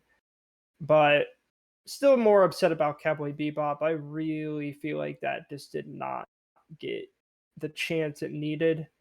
It really definitely needed it, and then it just didn't get it. So even though yes, it's not the same as the show, I watched the entire original show and I love it. Awesome. Ending kind of sucks, but that's because, well, they kind of lost all their budget and everything, so they had to just kind of get to the end, which sucked. Which made me hope that, this would get that chance. It would keep going. They would keep the story going, and yeah. So I mean, I and wish Netflix wouldn't do this. that's one of the main reasons why I'm worried about some of these PlayStation things coming to Netflix. Is like, if they can't capture that audience, does Netflix just immediately give up on them? Whereas something like Amazon has a pretty decent track record of sticking with things, and seeing if they can at least give it a second season to see if they can improve on some of the faults or whatever, and recapture an audience and further develop that audience. And then if they can after the second season, I'm cool. If somebody gave something 2 seasons, put all the money into it, and it's still not hitting, still not being received well, and even if it is good, I can understand why, like, hey, we're just gonna go our separate ways and try something else. So yeah, that's one thing that worries me about some of the stuff going to Netflix. Is like, are they just gonna give it one and done type of go? I hope not. I think Horizon is gonna make it through. It's I got the mean, backing of a pretty big partner. yeah, it's got a big backing behind it. I mean, when Uncharted came to Netflix, it instantly hit number one on their top 10 chart. So, and it stayed there for a good while too. So, if anything, I think it's gonna do just fine. All right. Well, ladies and gentlemen, this brings us to the last bit of news on Movie Talk, a topic within a topic, and that topic being Around the Point. This is something I added at the very end of writing this. Well, I guess the very beginning of the show, before the show, whatever. Fuck it.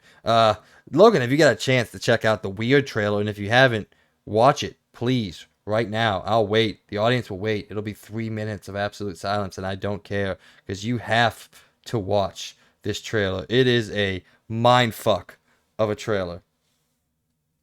While he's watching that, go ahead and take yourself away, Mr. Logan. I'll tell the audience what it's about. What this trailer is about is a story of Weird Al Yankovic, whatever, played by none other than Mr. Harry Potter himself, Daniel Radcliffe. And those of you out there, if you haven't got a chance to watch this trailer, I get it. It just came out today. So if you're listening to us and you haven't got a chance to watch it, please go watch it. It is it's a mind fuck of a movie, and I can't wait. Comes out pretty quickly. Comes out in September. So yeah, I'm through the roof. I don't know why I'm through the roof. I like Weird Al Yankovic. I like his music, but I'm not in love with it or anything like that. But something about this movie, just the whole idea of the fact it's encapsulating what Weird Al was as an artist. He was a meme. He was a parody of everything that he did. And this movie seems like it's taking a meme level or a parody stake in the entire genre of like these biopics or whatever you want to call it, of like these movie industries in the vein of like Elvis or the Bohemian Rhapsody. This movie seems like it's a parody of those movies as a whole, which links together which who Weird Al was as an artist, being a parody of the songs that he's reinterpreting. So it's just something that it it caught my interest in a way that I wasn't expecting. It just popped up on my YouTube, and I was like, sure, I'll give it a watch. And now I am in. I can't wait, and I think it's gonna be a fun experience in the movies. And we're still waiting on Mr. Logan to finish the trailer. So I will keep talking about a random topic. Did you guys know? I got nothing. Uh, yeah, PlayStation 5 is more expensive. That sucks, right? PSVR 2 coming out shortly. That's cool, right? EA is a weird company. Um, can't wait for Horizon. Bioshock should be a good movie. Resident Evil sucked, so I didn't even watch it. It sucks so much that they don't even get a second season. Um, and Gamescom happened this week. Let us know what you guys thought about Gamescom. Are you done yet, Logan? No. I still gotta talk about random shit. Oh, yeah, so look out, people on Venmo. There's people posing as other people that you may know. So don't get caught. Don't send people $300 on a whim. Do some research. Check yourself.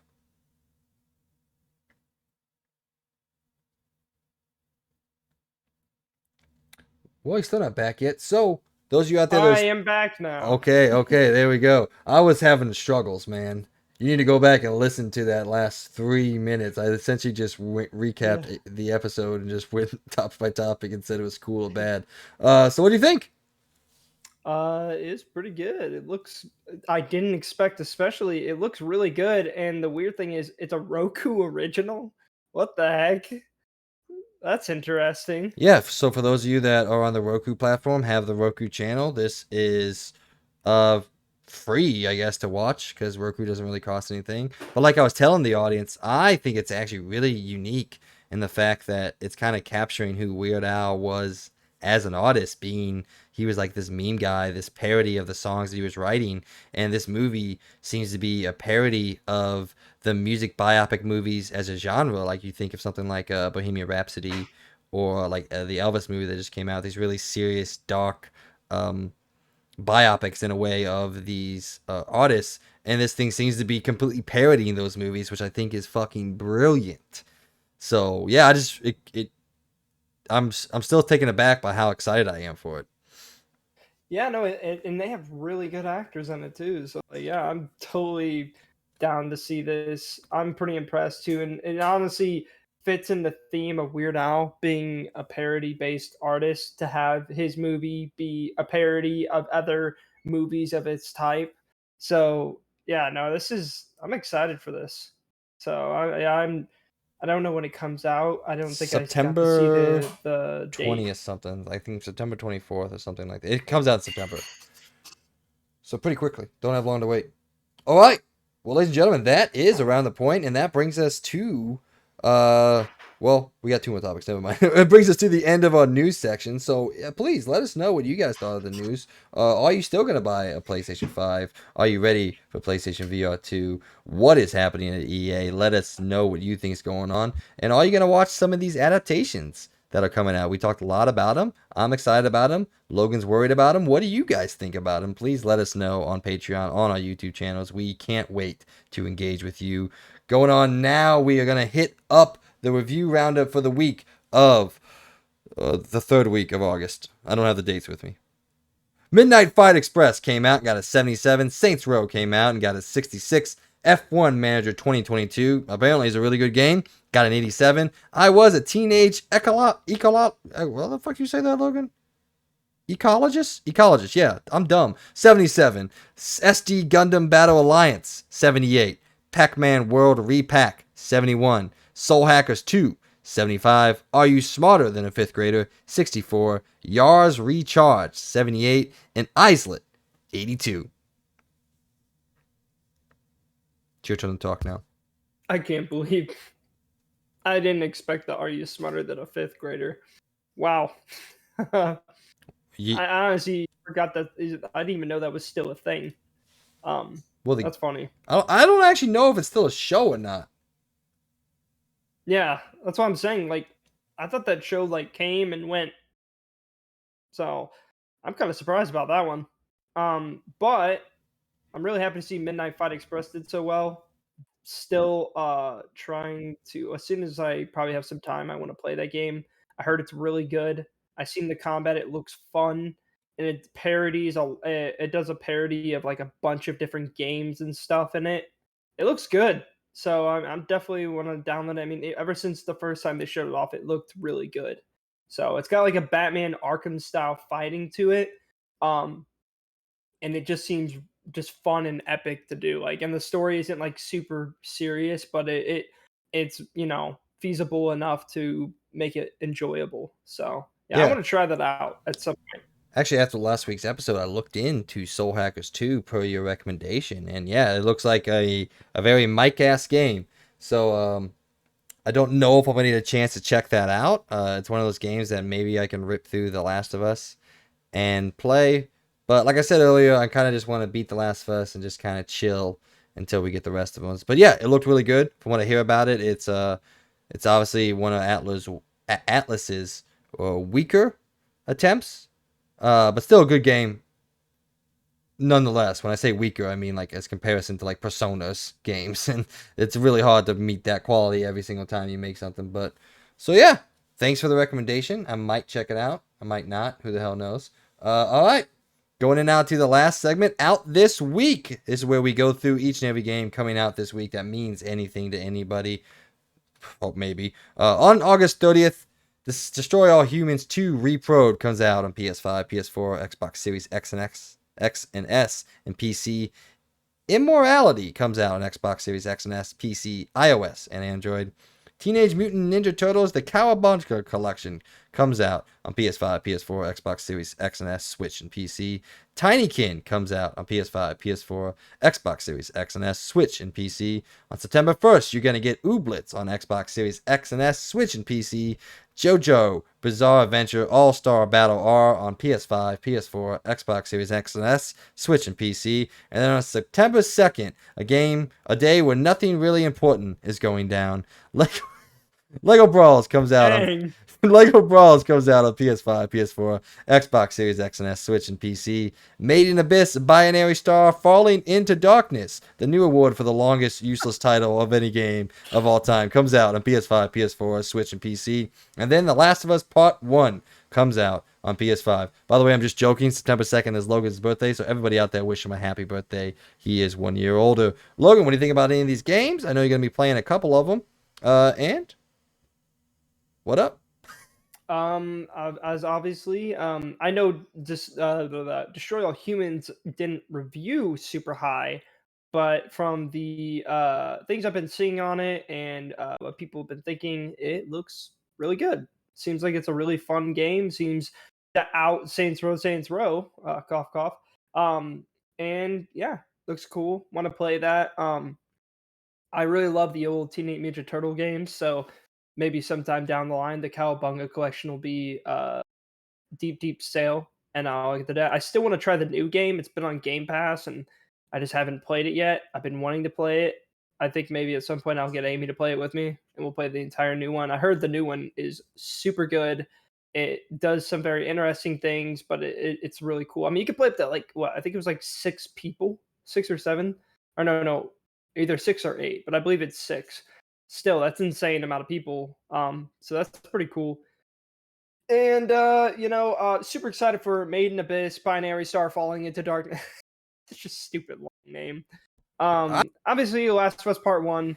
Maybe down the line I'm gonna get it at some point, just not for $70. I'll probably just be waiting till it gets cheaper. But yeah, fair. you'll have to let me know what you think. I, So dude, I don't know why people decide to make game names, as long as they are sometimes. Like Teenage Mutant Ninja Turtles: The Cowabunga Collection is a long title, but it like makes sense because Teenage Mutant Ninja Turtles is a 4-word title, and then you got to put some kind of secondary title on that. So that makes sense. JoJo Bizarre Adventure is a game. I think All Star Battle R is a little bit of a world tongue twister there. But yeah, Made in Abyss, Binary Star, Falling into Darkness. What the fuck does any of that mean? That tells me nothing about the game. Like, I have to look up the game to figure out what it is. So yeah, that's weird. Destroy All Humans 2 Reprobed. It's Destroy All Humans. If you liked it, you're gonna like this one.